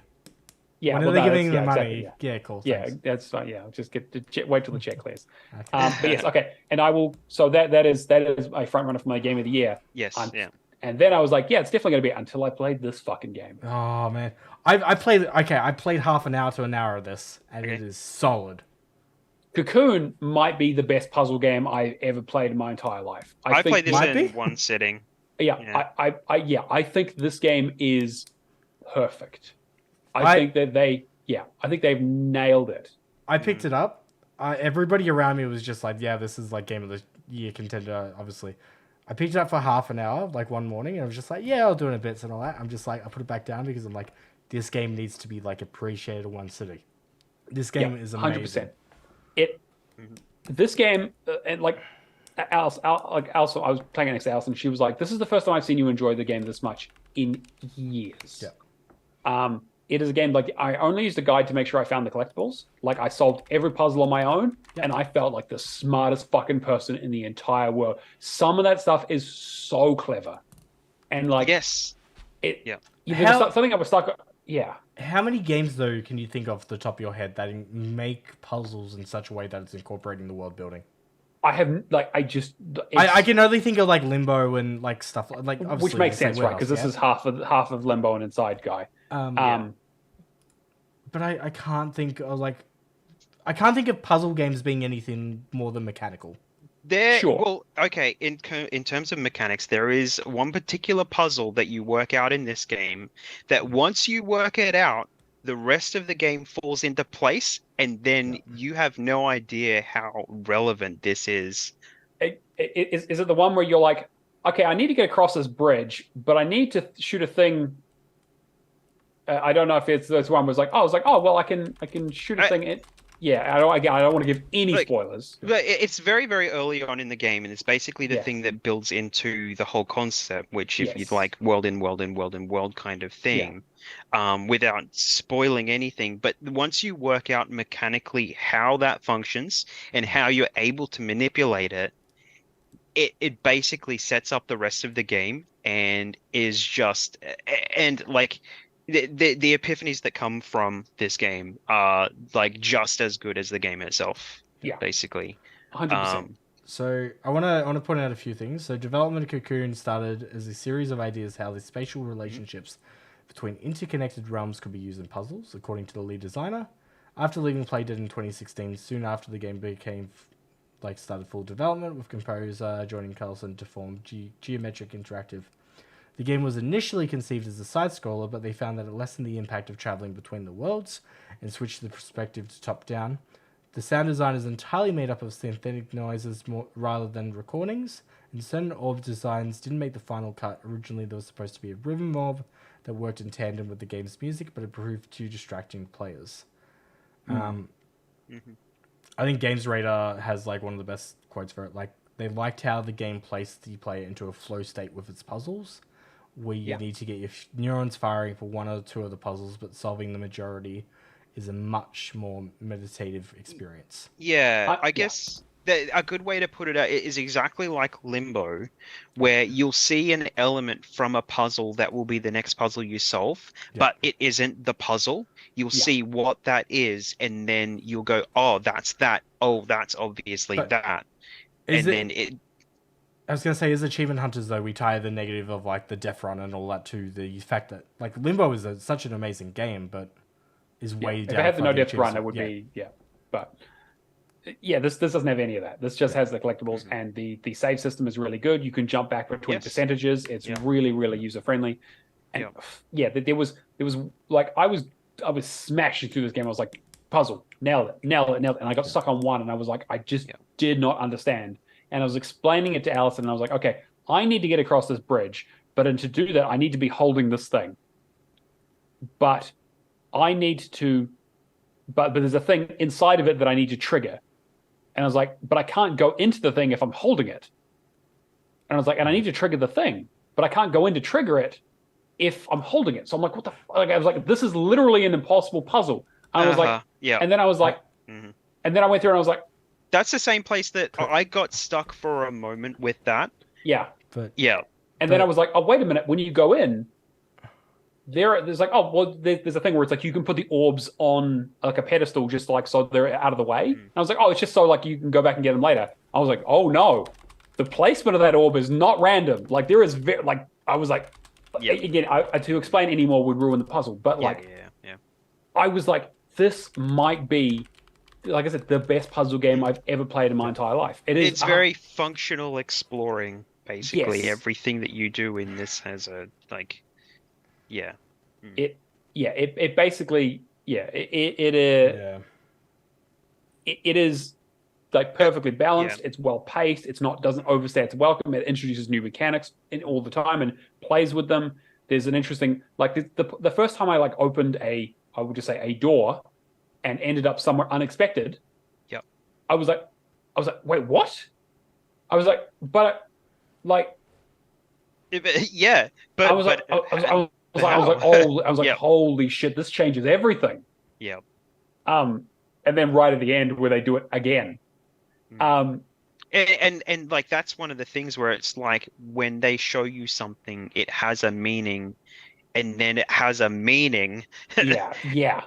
And then it has a meaning, and it's just like what? So this world in world in world kind of thing is a little bit more than you'd expect it to be. Yeah, and exactly. It's just yes. It's both more complex and less complex than I was expecting. Because I know when we first saw the trailer for it a few years ago, we were like, "Oh, that looks really interesting," and like, "Oh, the guys from Limbo." Yeah. But it looked like, "Oh, fuck, they're probably going to need a guide for that because it looks like it's quite confusing." Right? Both weeks leading up to this, I'm like, "This game's going to break my brain. It's going to break my brain." Yeah, I said but it both times. It's perfect. It is. It is. So it is like it is on my game of the year list somewhere. I have to put it on there somewhere. I don't know if it's going to be number one, but it's. There's so many good game of the year contenders this year. It's ridiculous. Like last year, I was like, well, it's obviously Elden Ring. Like it was like it's Elden Ring, and I'll find a few other things to put on the list. What the fuck am I gonna put? How the fuck am I gonna decide? We haven't even had the opportunity to play all the game of the year contenders this year. Like I only just saw that you started Dead Space. Exactly. I started. We'll talk about it next week because we have too much. This show's been going too long. I'm gonna pick up Dead or Alive. No, sorry. I'm going to Dead Rising 4. Yeah, you're gonna do Dead Rising 4. No, I'm gonna do Resident Evil 4. Yeah. The other zombie game. I was thinking about Dead Island actually, but probably not Game of the Year. I'm gonna have to do Baldur's Gate when it comes out, and I'm gonna have to do Alan Wake 2. Alan Wake. Alan Wake 2 is gonna be one of those games that just redefines the genre to me. I'm just gonna buy it. Like I don't give a fuck. Yeah, I'm not waiting for it to come to game. It's a day one. I don't care. It's day one. I'm gonna reward myself. This has been the bit. Like again, I remember at the start of the year we had this discussion where we were like, "What the fuck is coming out?" Everything's delayed. Yeah. Everything's delayed. Like there's kind of like stuff's kind of like doesn't look all that interesting. We haven't really had a lot of. What was the other thing alongside Dead Space that was like really early on in the year? Like I know I had Dredge and it was Resident Evil 4 because that was March. Oh, it's March. Okay, cool. Yeah, I thought it was like we were like, oh yeah, probably like those like because there was the whole thing was like that Metroid Prime remastered and that and we were like, man, this year's just all fucking remasters. Like, are they going to give Game of the Year to a game that already came out years ago? And it's like, I mean, maybe, but still, like, fuck. Yeah, or is it going to be Persona 5 Tactica? Fuck, I forgot about that. Yeah, I know you did. That's why I brought it up. God. I'm like, you haven't even got started yet, buddy. Oh boy. I like how we've gotten to the point where Matt is having an existential crisis over the fact of what game is better than another. This is the best year for gaming I've had in a long time. Agreed. This is coming from someone who does not buy games day one anymore. Like this, Aren't you glad you're just done with that achievement hunting bullshit? I mean, for the most part, yes, but mostly. Yeah, right. I mean, I'm so excited that Dredge is getting DLC too in like the next month. So that is the actual DLC for the game. I wasn't sure if they were releasing another one or cool. They were at PAX, but as far as I was aware, it was just the base game. But I know I'm gonna play it anyway, so I don't. They got a couple of DLC. They got one coming out, and then they got another one planned. I think at least. Okay. But yeah, I think that's everything we've been playing, which is a lot. We've been running for quite a while. I've actually been playing games this week. I'm sorry. Yeah. Hey, look. You know what? That sounds fucking great. Like this is. I'm over the fucking moon. Yeah. All right. Now to just twist Brad's arm about Remnant 2 before the end of the year. Yeah, Remnant 2, which, I will just quickly go through the Hog leaderboard. In third place, we've got Mike, Mad Mike Forever, who has 8,690. We've got Thrash Forever, another Forever, with 9,945. And we have Martel Forever, Forever in spot number one with 15,682 for the week, which is pretty fucking high. Very nice. Keo, do you want to run through the completions? Yeah, so Bottle of Sharks did Ghost Recon Breakpoint and Cocoon. Cavaliers 07 did AC Assassin's Creed Origins. It's a big one. Baron von Neumann, Batman Arkham Knight. So good. Another one this year that's finished that. I don't know. That's good. I have to talk to him about that. The Moonzom did Cocoon. Jack Raff did Planet of Lana. Just Jake did Jack the Yomi. Left did Pills. Did Solo Islands of the Heart. I don't know what that is actually. Rapture did Stray. Yeah. Anubis did Turnip Boy. Firehawk did Trek the Yomi, and Happy Moogles did Binary Domain. Nice. Some good completions in there. Yeah, really good. So, all right, word challenge time. I'll go quickly because we want to get out of here. But if you don't know what the word challenge is, basically, I come up with a game. You have to guess what the game title is on our Discord server. We have a channel called The Word Challenge. You get one guess. It's not The Witness. But what if? But what if? It could be. I do try to put funny gifs in when people guess The Witness, if you haven't figured it out already. It's usually Jonathan Frakes telling people that they're incorrect or asking them if they've ever eaten at a Chinese restaurant. So if you guess the game, a gift pops up and you win a prize, either a code for the game or some money, depending on what you want. I'll figure it out. It all gets paid out of the Patreon. A huge thank you to our Patrons. But I've been giving away some clues. We had some good guesses, but people have slowed down as they kind of trying to figure it out. The first clue is this game contains books. It contains RPG mechanics. It contains knights, and it also contains some achievements that I haven't unlocked yet. So that should narrow it down a little bit. there you go. Yeah, it's not the the first time we've gone trolling through your list of games. It's true. Yeah, it's in my backlog. So go check it out. See if you can figure out what it is. See what fucking fantasy bullshit that I've been playing in the past that never got back to. All right, and then like I mentioned to our Patrons, the Patrons help pay for everything here in terms of like Zoom, in terms of licensing. Getting our stuff up on our Buzzsprout and getting our podcast feed out there, and also for prizes and other bits and pieces and equipment occasionally when things fall over. So we're huge thank you to our patrons. Patreon.com/HallOfGamers is the place to come give us some cash. We would love, even we don't do a huge amount of content for it, but we do before and after show that I put together on there. Anytime we do a song of the week or an extra spoiler cast or any kind of extra content, we put it on there. And we don't gate it. Any tier from the $2 tier all the way up to the $20 tier gets all that content. It's just a way to support the show. We obviously don't want to make things too difficult.